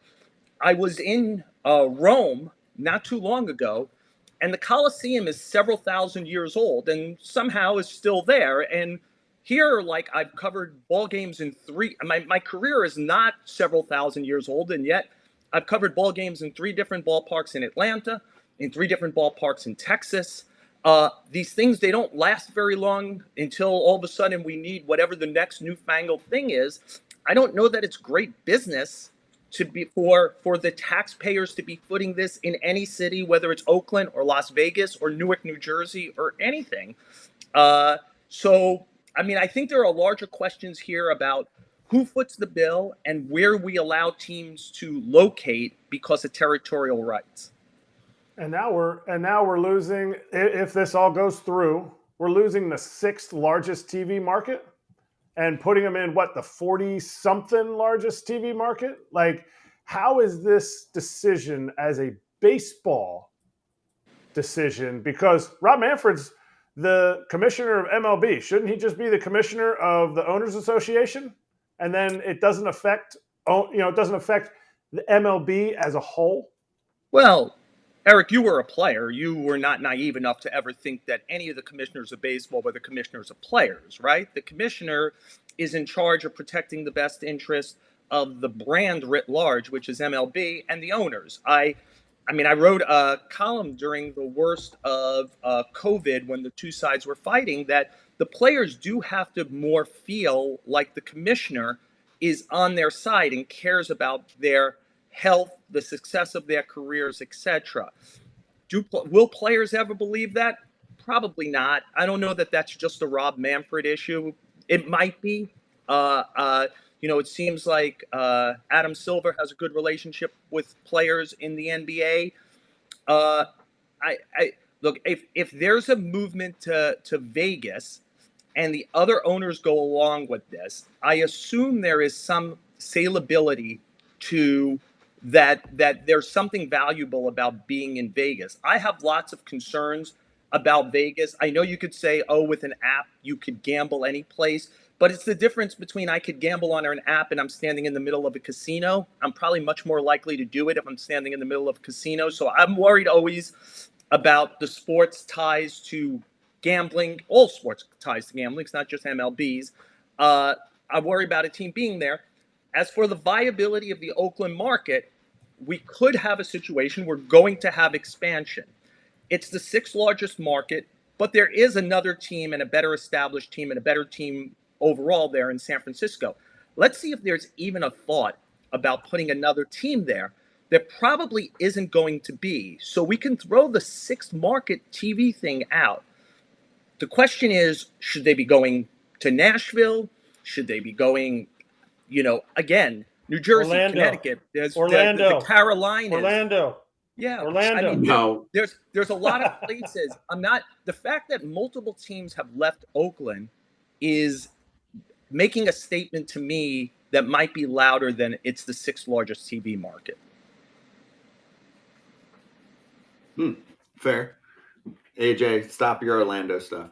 It does actually bring me to so I listened to the show, Joel and John Heyman's podcast, which you can get through the New York Post or just on Apple, Spotify, etc. And you spoke to Kim Eng. So I want to get your thoughts on anything you took from that conversation, and then bigger picture, the state of MLB in Florida. Because you finally have the Marlins playing good ball, and they better do something at the trade deadline to improve their offense, because fans have suffered there for years. I mean, this is the year to at least try for a wild card position if they're in this spot. Rays are playing great ball. Attendance up a little bit for them, but they still have a stadium situation to figure out. And then AJ just keeps calling for Pat Williams and Orlando to figure out a ballpark there. So just wanted to get your take on what's going on right now with Florida baseball. Well, I think the Marlins, I'll take Kim Eng at a word. I've known her for 25 years. She said that if the team stays where it is, they'll try to make improvements. I believe they will. I've always had concerns about baseball in Florida. Look, I get it. Nobody likes going from Tampa to St. Pete, going over the bridge. I get it. Rush hour, etc. It's hard to have it like the Rays have now showed they're going to be good every year until they're not. This is a sustained run of excellence. If you like baseball, they certainly play an interesting brand. They've got young players, dynamic players. I think you can make an argument that Juan DeFranco is the MVP of the AL right now, that Shane McClanahan is the AL Cy Young winner right now. They're certainly in the conversation. Arozarena would finish in the top 5 or 10. So would Yandy Diaz for MVP. So the fact that they still are not drawing at any significant level, we could now throw away I don't know if they're going to be a winning team. Is it about location? Is it about ballpark? Is it about that Florida just will not have a lot of attendance success no matter what you do? I'm sorry, AJ, unless we put a team in Orlando, obviously. I think there's a real there's been no sign in the decades that two teams have been there that they can sustain attendance, in a ballpark. Joel, first of all, I'm not Brian Kenny, So, you don't bite my head off here, but I just want to know this. Wander Franco over Shohei Ohtani for No, MVP? I said he's in play. Oh, no, nobody's in play right now with Shohei Ohtani, okay? I That was what agree he's with you. doing. Listen, he's a great player, but no one's in play. Aaron Judge is in play, and it takes a historical season. That's it. There's no way. And listen, I'm the guy saying valuable. It's not worth the fight. I agree with you. I agree with you Okay. because I had a conversation the other day where I actually asked this question. Have we reached, like in some ways, it's gotten to the point where we expect something out of him. But I would argue, even if he had, say, like a 3.7 ERA and an 800 OPS, should he be the MVP? Like the fact that he could do those two things, like if he made 25 starts with a 3.7 ERA, wow, he's one of your starters. It's above average. That's great. Like that guy gets paid between $15 and $18 million a year now. If you had an 800 OPS, that guy gets paid between 15. It's still unbelievable. It's one player doing it. The fact that he's leading the American League in homers and leading the major major leagues in batting average against. Well, the conversation's over. He's obviously the most valuable player. I just wonder in what year. It feels a little bit like it's going to be like Michael Jordan. Michael Jordan probably should have won the MVP every year for 10 years. And I think voters get bored of just writing in the same name of the player it should be. I think as long as Ohtani is doing both of these things at an above average level, and to your point, unless somebody is going to hit 62 homers in a season and carry a team to first place almost single-handedly, it's going to be hard to pick anyone but Shohei Ohtani. And Joel, I also have one more argument about say it with me, Florida baseball stuff. Miami has proven over the years the Heat, they draw when they're in the playoffs and they go to the finals like they did. The Dolphins, when they're good, they draw. The Marlins will draw. They're okay right now, but nobody really believes it down there still because we're not even to the All-Star break. Now, Tampa, yes, they win every year. The problem with Tampa, you've been to the stadium. The stadium is not the best. The location is awful. And I live in Orlando. It takes me an hour and a half to get to St. Pete.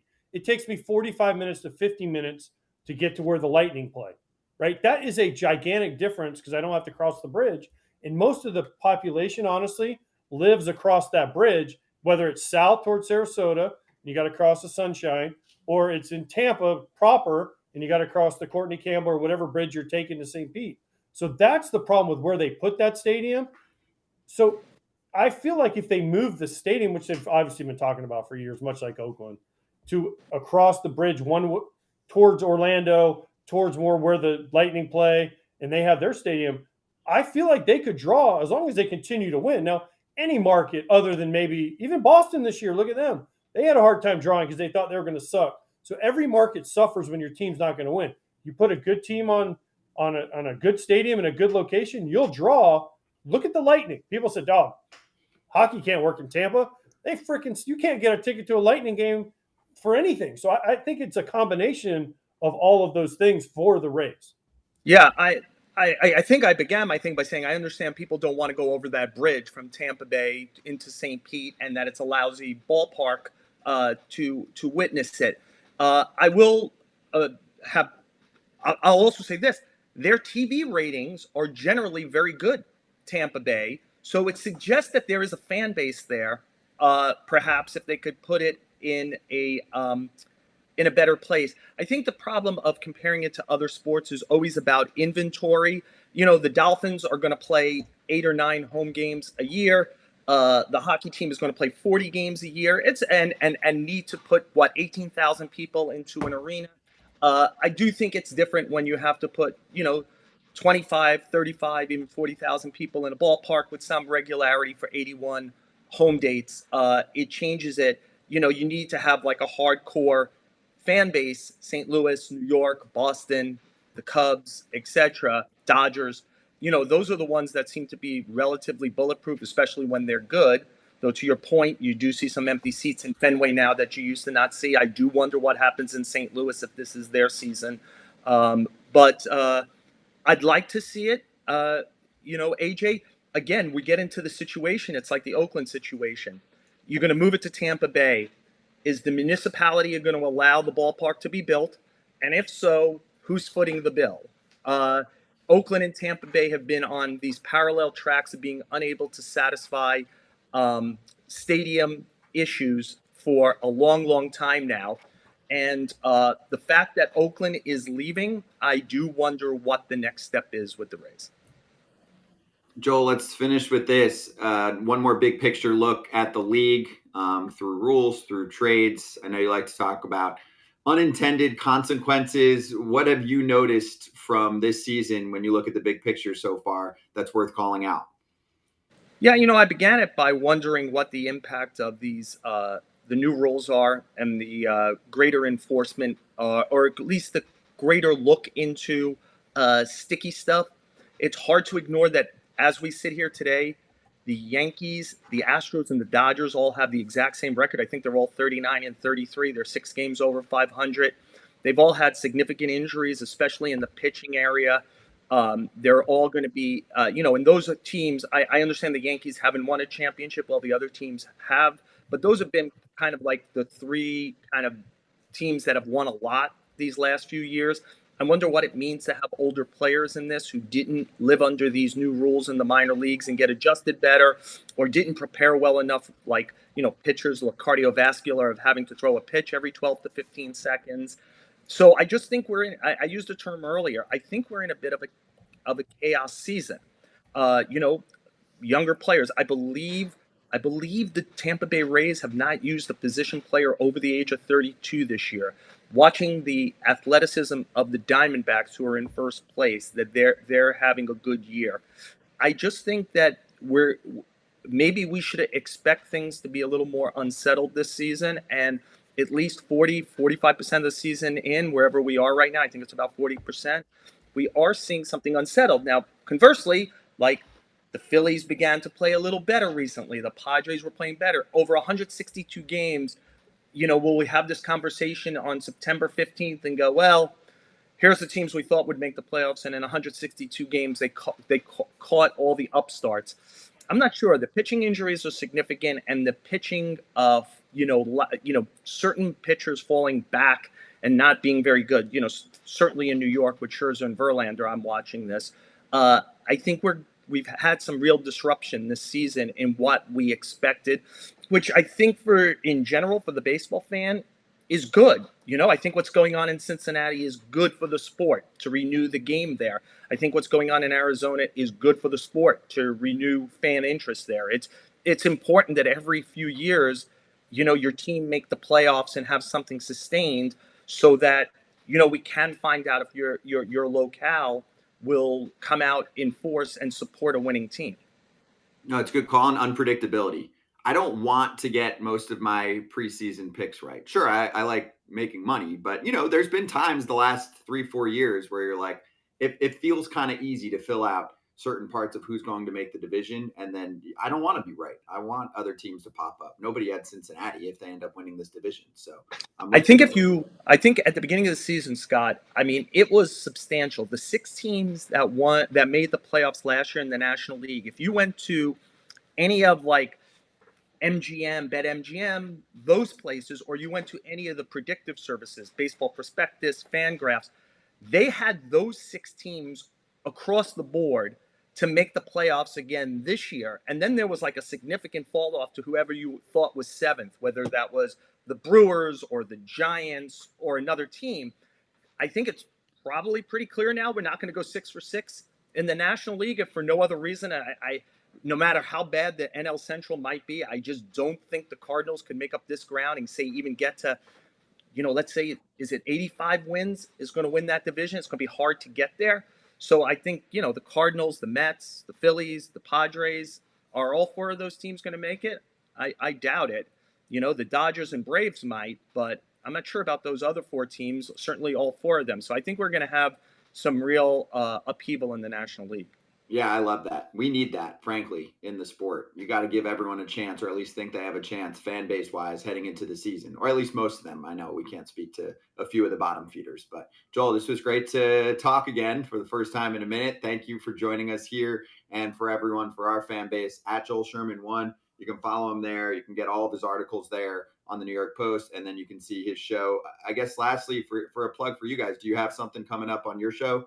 this week with Heyman? Because it comes out tomorrow, right? Yeah, and the way our show operates, I don't know about yours, we're sitting and juggling two people right now, so I hate to say which one we're going to have because they both could still turn us down in the next, I guess, 5 to 10 hours before we have to fully settle it. But yeah, I wish I could tell you, Scott, and draw some traffic there, but I hate to tell you we're going to have X and then we end up having Y. That's fair. We deal with that Because- every day. What? Scott, I don't know about you guys, but John and I, we're not only the host, we're also the producers who get the guests. So like Yes. we're and then oftentimes like John's trying to get one guy and I'm trying to get the other guy, and then we see who has the stronger will to who we put on the air. It's good competition. We're all competitive. We all have texts out pretty much all the time. So yes, we deal with the same guest booking fun, and often we find out who wins in the morning. So we'll retweet when you've got who you've got tomorrow. But Joel, great to catch up with you. Appreciate the time, man. All right, guys. Thank you for having me on. Best of luck with the show. Thank you. Appreciate it. Joel Sherman from the New York Post joining us here on Foul Territory. A lot of good stuff there. I would say my favorite line, and I think we already tweeted it out, was the Yankees are too old, too young, and too Judge. It's so true. It's all of that, right? Like you're looking around and you're like, Judge isn't here, and we're relying way too much on Jake Bowers and Willie Calhoun for a period of time. Like that is not what you're expecting if you're a Yankee fan. Yet I'm saying all of that, and they're in a way better position than the Mets are. So when you're comparing those two teams. All right, let's keep moving here. I want to get into something we're going to call In the Weeds. So we talk too much at the start of the show. Ooh, nice. And then topics just get lost because AJ doesn't mow his lawn. I mowed my lawn this morning, so yeah. I was thinking about who I was gonna call out, but I know Kratz, and I'm gonna be there tomorrow. Kratz does mow his lawn. AJ does too. He has friends that help him. Well, I do not mow my lawn. Your lawn is crisp. I'm saying it's not you, someone else. No, listen, my stepdad had a lawn care business when I was growing up, and he made me go work for him on weekends and cut lawns. And I said, if I ever have enough money to not have to cut my lawn, that was number one on the list of things I didn't want to do. AJ's motivation to play baseball was, I don't want to cut lawns. Yes, because you cut lawns in the middle of summer in Florida, and it's 120 degrees with 100% humidity, and you're out there pushing the mower. Even though they had the self-propelled mowers, you had to take the bag out and you had to go dump it. Oh, you're about to die after like 20 minutes. I was like, yeah, if I can ever get out of this, I'm all out of it. It's a great weight loss plan, though. True. If you want to lose weight fast, then 120 degrees, do your thing. Anyway, this is why we don't get to certain topics. So let's get to David Freese. Very interesting news from the weekend, in my mind. And Freese is a legend in St. Louis. Grew up in the area and rooted for the Cardinals, had some of their biggest moments in modern history, an NLCS MVP in 2011, then the World Series MVP. That World Series was insane. So the news is that he was voted into the Cardinals Hall of Fame. He declined, and there's some quotes to go along with it. He said, "This is something that I have given an extreme amount of thought to. Humbly, even before the voting process began, I am aware of the impact I had helping the team bring great memories to the city I grew up in, including the 11th championship. But this honor means more to me. I look at who I was during my tenure, and that weighs heavily on me. The Cardinals and the entire city have always had my back in every way. I'm forever grateful to be part of such an amazing organization and fan base, then, now, and in the future. I'm especially sorry to the fans that took the time to cast their votes. Cardinal Nation is basically the reason why I've unfortunately waited so long for this decision and made it more of a headache for so many people. I feel strongly about my decision and understand how people might feel about this. I get it. I'll wear it. Thank you for always being there for me. And I'm excited to be around the Cardinals as we move forward." And then the president of the Cardinals, Bill DeWitt, said, although we are disappointed that David has declined to be inducted into our Hall of Fame, we respect his decision and look forward to celebrating his great Cardinals career in other ways going forward. He's always welcome at Busch Stadium. So, AJ, there's no controversy here. It's just David Freese saying, I don't feel like I deserve to be in that group. And I do think that he's alluded to this, and I've interviewed him. One of them was pretty recent, actually. If you go back on Legends Territory when it used to be Legends Lounge, there's an interview with him. And he dealt with alcohol issues, depression, anxiety, and had some dark times with St. Louis, even though he was just like a huge ray of light on the field for them. that I think he doesn't want to harp back on. And that's part of like his own structuring of why he doesn't want to be in the Cardinals Hall of Fame. What about you? Well, no, I think he understands the history of the Cardinals. And yes, all that stuff plays a part in it. But also, let's not forget, he only played 4 full seasons in St. Louis. And you look at some of the Cardinals Hall of Famers, and I think him being from St. Louis and knowing the history of the Cardinals, I think this is listen, for David Freese to decline going into the team he grew up rooting for, his Hall of Fame, it's an incredible gesture. And he shouldn't take any heat from the fans. This is a bold move, and I applaud him for it because he should have, out of anybody that ever played for the Cardinals, having grown up there, like I said, he has a more feel for their history and their team. And I was at that 2011 World Series in LCS. It was amazing. It was one of the best performances I've ever seen, big hit after big hit by him. And the fans voted him in. And a little bit to me, I put a little bit of this on the Cardinals organization for putting him on the ballot. They should have maybe talked to him before and said, there's a good chance you're going to get in. Will you accept? And most of the time they come to you before they do something like this and say, hey, Erik Kratz, you're going into the Columbus Clippers Hall of Fame. If we put you on the ballot, will you accept? And Erik would be like, yes. Or David Freese would think about it and say, no, I probably won't. So I applaud David Freese for this. It's a huge thing to do to decline, and it's such a great just achievement. But man, I put a little bit of this on the Cardinals because they should have asked before they got him voted in. I'm a hard disagree on not deserving to be there. They do not win the 2011 World Series without him. That's my thing. It's like looking at a trade, right? If you look at a trade, let's say for the Cubs, Aroldis Chapman, Gleyber Torres deal, and let's say Gleyber Torres becomes the next Derek Jeter. I don't care. I won a World Series. And to me, it's looking at guys in the past like David Price, Jason Hayward. It's like, don't move a thing. I think the impact that David Freese had there on the St. Louis Cardinals, they don't have that ring without him. Not even close. It's not one of those like, I don't want to change a thing. It's like he at times single-handedly carried us or saved us. So, and it's not like he was a bad ball player and only had 5 minutes there. Like he did play there. You look at his stats. He was an above average hitter. I don't think everyone has to be a regular season legend for that. Like for me, nothing's more important than the playoffs and the World Series. This guy had moment after moment individually in those spots, but then also you look at the batting average, the home runs, the RBIs. I mean, I don't know. I think the record's still there at the time. 21 RBIs in that postseason was an MLB single postseason record. You know, we know all about Game 6 alone. That doesn't happen. So in my mind, it's not like just one dude. It's not like, here, I'll have fun with this. It's not like AJ, to use a good example with you, Jeff Blum and the one big spot he comes up. This was a consistent force in 2011 that I think deserves to be in not the Hall of Fame, but for the Cardinals, if fans feel that way and stats show it, I think he deserves to be in the Cardinals Hall of Fame. I just don't think he wants to be there, so he doesn't feel like it's a spot for him, and that's fine. But I think he deserves it. So should Marcus Goodrow be in the Giants Hall of Fame? Should Carlos Beltran be in the Astros Hall of Fame? Should Mark Lemke be in the Braves Hall of Fame? Let's name another one. You could go down the list of guys that had amazing. Jeff Blum, he had one swing. We don't win the World Series if Jeff Blum doesn't hit that home run possibly. So there's a whole list, but I'm not saying that he doesn't deserve it. I am saying that this is a huge deal for David Freese looking at himself in the mirror and his career in the mirror and saying, I wasn't there long enough, and acknowledging and saying thank you to the Cardinals fans for voting him in. But he's also at the same time saying, hey, I don't think personally I did enough. And good for you, David Freese, because he might be the only person on earth that would decline this invitation to join something like that, especially for the team he grew up rooting for. I just, and without, having a sit down, which I think we should do at some point, like kind of re-rack another Legends territory with him after this. The quote that stands out to me, Kratz, is I look at who I was during my tenure, and that weighs heavily on me. To me, that means if I'm David Freese, I'm not going to tell fans if you're right or wrong or if I deserve it or not. I think there were dark times that he just did not want to re-rise and wanted to have that be its own thing. He can still come back and still go to all the, 2011 superhero, worship times that they have of him.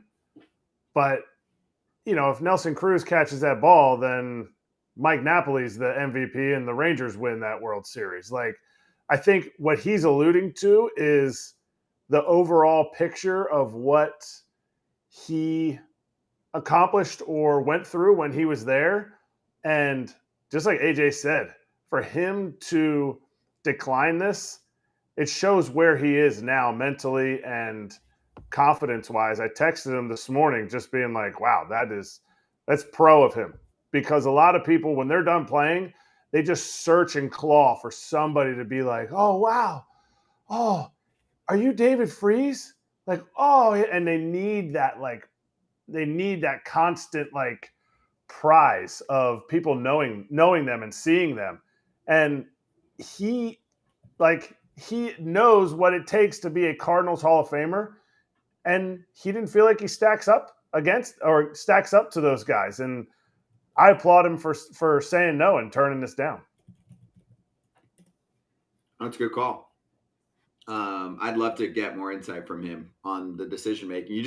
It's a story, and it's actually more of a story because it becomes a national story. Most people don't even think about it or pick up on it outside of St. Louis if someone doesn't decline. That's when it becomes a topic on this show and other shows. So attention is still brought there. So I'm just fascinated at some point to hear what the situation was there from David Freese.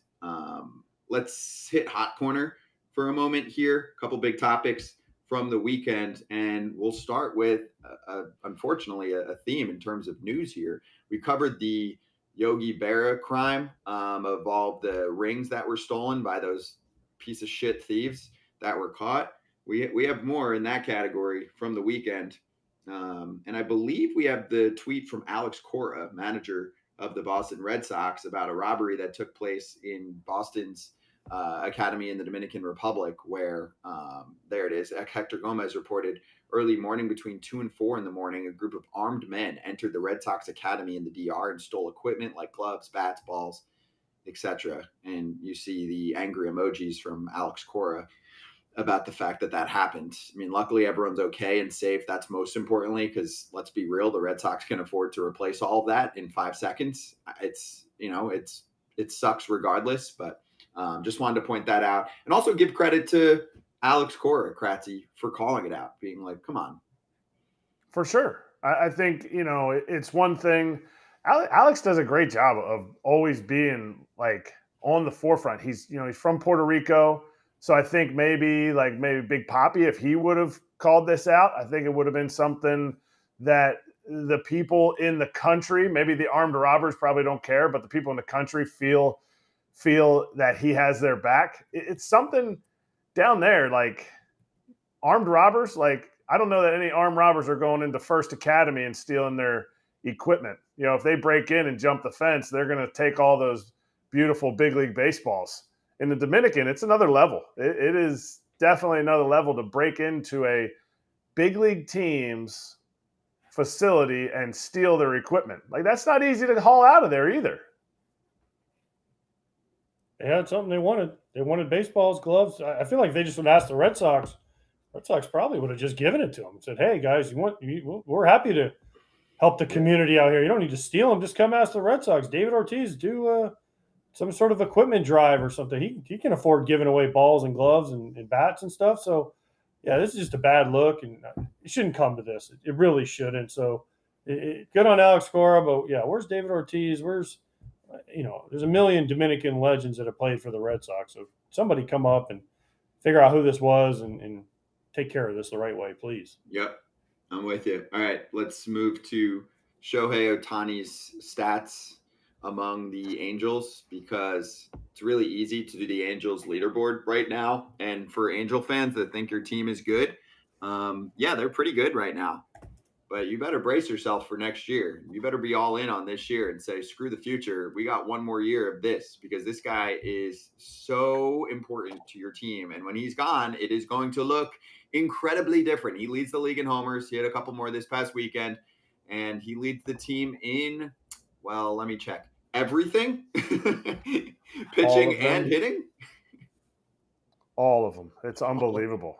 Like, I think the Angels need to figure out a way to rework somebody's deal so they can put Ohtani back in there on their team next year, because That is, talk about a huge hole to fill.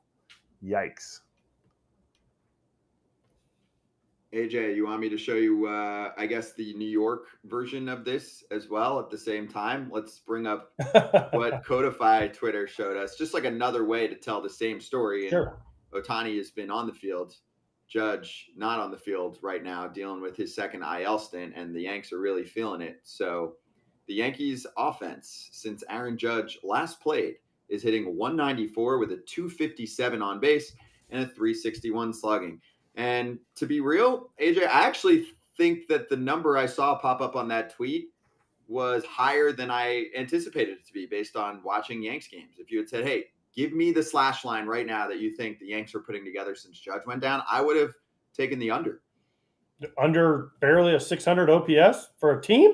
That's what it looks like. I mean, look, they scored That's 4 runs awful. yesterday in 18 innings against What? Boston, and Boston's pitching staff's not great. Bayo's pretty good. He could Yeah, punch you Bayo, out. that's 7 innings out of the 18. The But others, true, but look, the Oakland A's. I saw Rizzo's comments, and nice for Anthony Rizzo to come out and stand up and say, "Hey, no one else has Aaron Judge." But again, nobody means more to their team than Aaron Judge. Be present, his bat, his glove, everything, the way he approaches his at bats, and that stat right there just proves it. Scott? What's their record since he went? It's way under 500. I mean, they've just gone. They've done Sarah Lang's Wii since he's gone out, and he's not coming back tomorrow. So they got to figure it out. And if they don't, like Joel Sherman said, like we've talked about, it could be a real interesting second half there in the Bronx. they are wishing that they were in the AL Central. So lastly here in Hot Corner, I just love that we're now in mid-June and this is still relevant. So our buddy Alex Fast posted the updated divisional standings between the American League East and the American League Central, and you just go straight down the board in order to look at best record to worst record. So you can fill the entire AL East, including the Red Sox at 37 and 35, before you then get to first place in the AL Central. I'm going to repeat that. The Red Sox, last place, 12 and a half games back in the AL East, would be first place in the American League Central ahead of the Minnesota Twins. Then there's Cleveland, 5 games back, but they're 2.5 away. And this is why the White Sox still sit around there thinking AJ's got a shot at miracles at 31 and 42. They're 5.5 back. The Twins looked terrible this past weekend against a Tigers team that has looked terrible. So AL East is awesome, but the AL Central is like, see, to me, the Centrals are awesome. They're in a different way. They're competitive. It's just in a very, like, you know that whoever makes it probably wouldn't have been a wild card team, and they've got a shot to make some noise in the playoffs, even though they might barely be 500. By the way, Scott, go ahead, Kratzy. Oh no, I was just gonna say they have a shot. They have a shot if they have 2 good starters. Like even if the Cardinals, like we talk about the Cardinals all the time, clawing back, are they having 3 openers in their first 3 games? Like you can't sit there without, like, that's why I think the Twins are the team to beat in the Central, while it doesn't really matter because I think, you know, teams are going to lose. When you have Pablo Lopez going at the top of your rotation, you at least have somebody. But we're talking about the Yankees. This whole thing is about the Yankees. They're still in the playoffs. If it started today, they'd play a play-in game. Like, that's what you have to do when your best player is out. I'm not saying that Judge isn't the most valuable. I'm not saying he isn't going to have to carry them. But when you have a key cogs to your lineup, to your rotation, Rodon still being out, like, and Frankie Montas, who they thought was going to pitch, out, whether you thought he was good or not, he's out. Like, they're still hanging around. They would be in the playoffs. They're not in a situation like, to me, the Mets or the Cardinals, who should have been better and are just being brutal. The Yankees are still in it. To Eric's point, though, about the Yankees, the Oakland A's, who we most consider to be the worst team in baseball, their slash line, 222, 304, 353 for 657 OPS. That's the Yankees without Judge are way under that. And so someone's going to have to step up, whether it's Donaldson, Rizzo, Stanton, Volpe, I don't know, Trevino, DJ LeMahieu, IKF, I don't know, any of them. Trade. Someone's going to have to do it. No, they don't need to trade. Yankees don't make big trades. Huh? At the All-Star break, what's a big Yankee trade that you're like, oh, they're going to get this monster guy? Montas and Trevino last year was right. That was a big one. Rizzo and Gallo the year before could have been huge, and Rizzo has been good for them. Mm-hmm. Rizzo was just kind of he wasn't a monster pickup. That's a good pickup, though. It was a great pickup in his prime. But when they picked him up, he was in the 700 OPS that year when they picked him up. They don't give away huge pieces at the trade deadline. This is Brett Gardner's words when we were playing in 2020. He's like, dude, if you guys think like other guys are coming in here, they're not. Brian Cashman does not make monster trades at the trade deadline, he said during his tenure with the Yankees. Huh. Okay.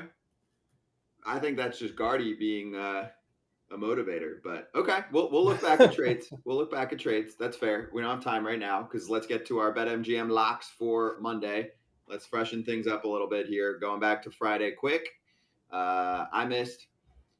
Todd Father hit. Phillies covered the run line. Our boy Pete lost on his over for Cleveland and Arizona. And Kratz has just found his groove. Walker and Sears hitting their strikeout props to hit that 115. Should have gone double or nothing. There's your money bags. And Kratz, I'm going to let you start for the Bet MGM locks for Monday. Are you going double or nothing today? $1,387.75 today. Double or nothing. We're either going to see it in the 2,700s or we're going to see it at zero tomorrow. And the boys that I'm riding with today, it's a incredible clash of NL Central teams. Not a lot of teams to choose from, but incredible clash of the Cubs. Drew Smyly's giving me 3 strikeouts. All I need is 3 strikeouts. And Osvaldo Bido in his second big league start facing the Cubs again. In his last start, his first big league start, he faced the Cubs. He just needs to give me 4 strikeouts. And that's coming out at plus 100. So let's roll, boys. Nice. Let's go. Get yourself back to level. I'm with you, man. I'm going to tell that. I'm going after that as soon as we finish here. And I actually wish that I had picked that. But I'll be on the same game.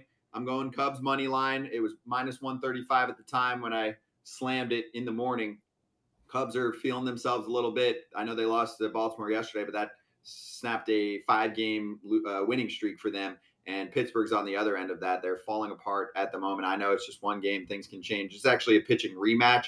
I think there is more variety and more smarts from Drew Smyly going against a team that he did well against last time around than your boy, the rookie, who's going to be like, all right, some of these Cubs vets made some adjustments this time. So I'll go with the Cubbies to take just a money line. I didn't even want to mess with the run line today. It could be 5-4. Cubs bullpen's not good. So just a money line for me. Play it safe on a Monday. Get back on the winning side of things. AJ?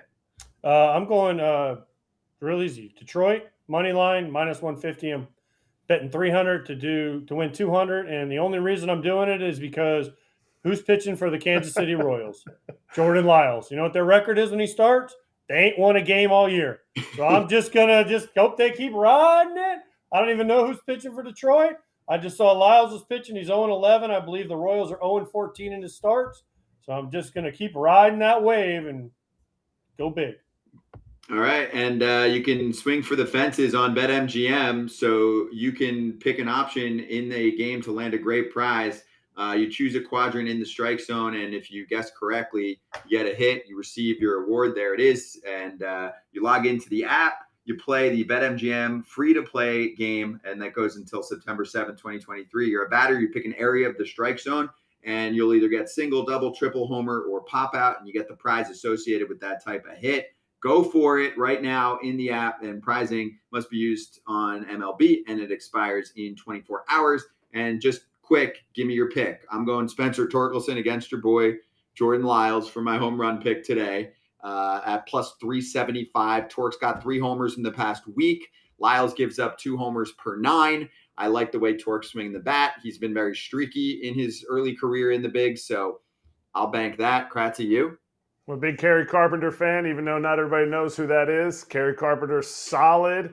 He's coming out at plus 450 for a home run. that's going to be the second home run that Jordan Lyles gives up because my guy Torkelson is also going to hit a pump. Well, I'm going Vladdy Daddy Jr. He's back in Miami. He's facing Honing, and I just think he needs to get his groove on. He hasn't got the double digits homers yet. So I think tonight Vladdy gets a slider. It hangs a little bit. As Carlos Pena would say, placata plus 450. So, and yes, Kerry Carpenter is from the Orlando area, so we all know who he is, Kratz. Yeah. But hey, we're at a time where Kerry Carpenter and Vladdy Jr. are at the same line for homers. Yeah. Where are we at right now? Yeah, Vladdy? who made a bad MVP pick? This guy, apparently. Yeah, Vladdy, let's go, dude. Where you at? I can see that though. Bullpen game for the Marlins. I know it's a big park, but I don't think they're necessarily going to hold them. Let's slap hands from long distance.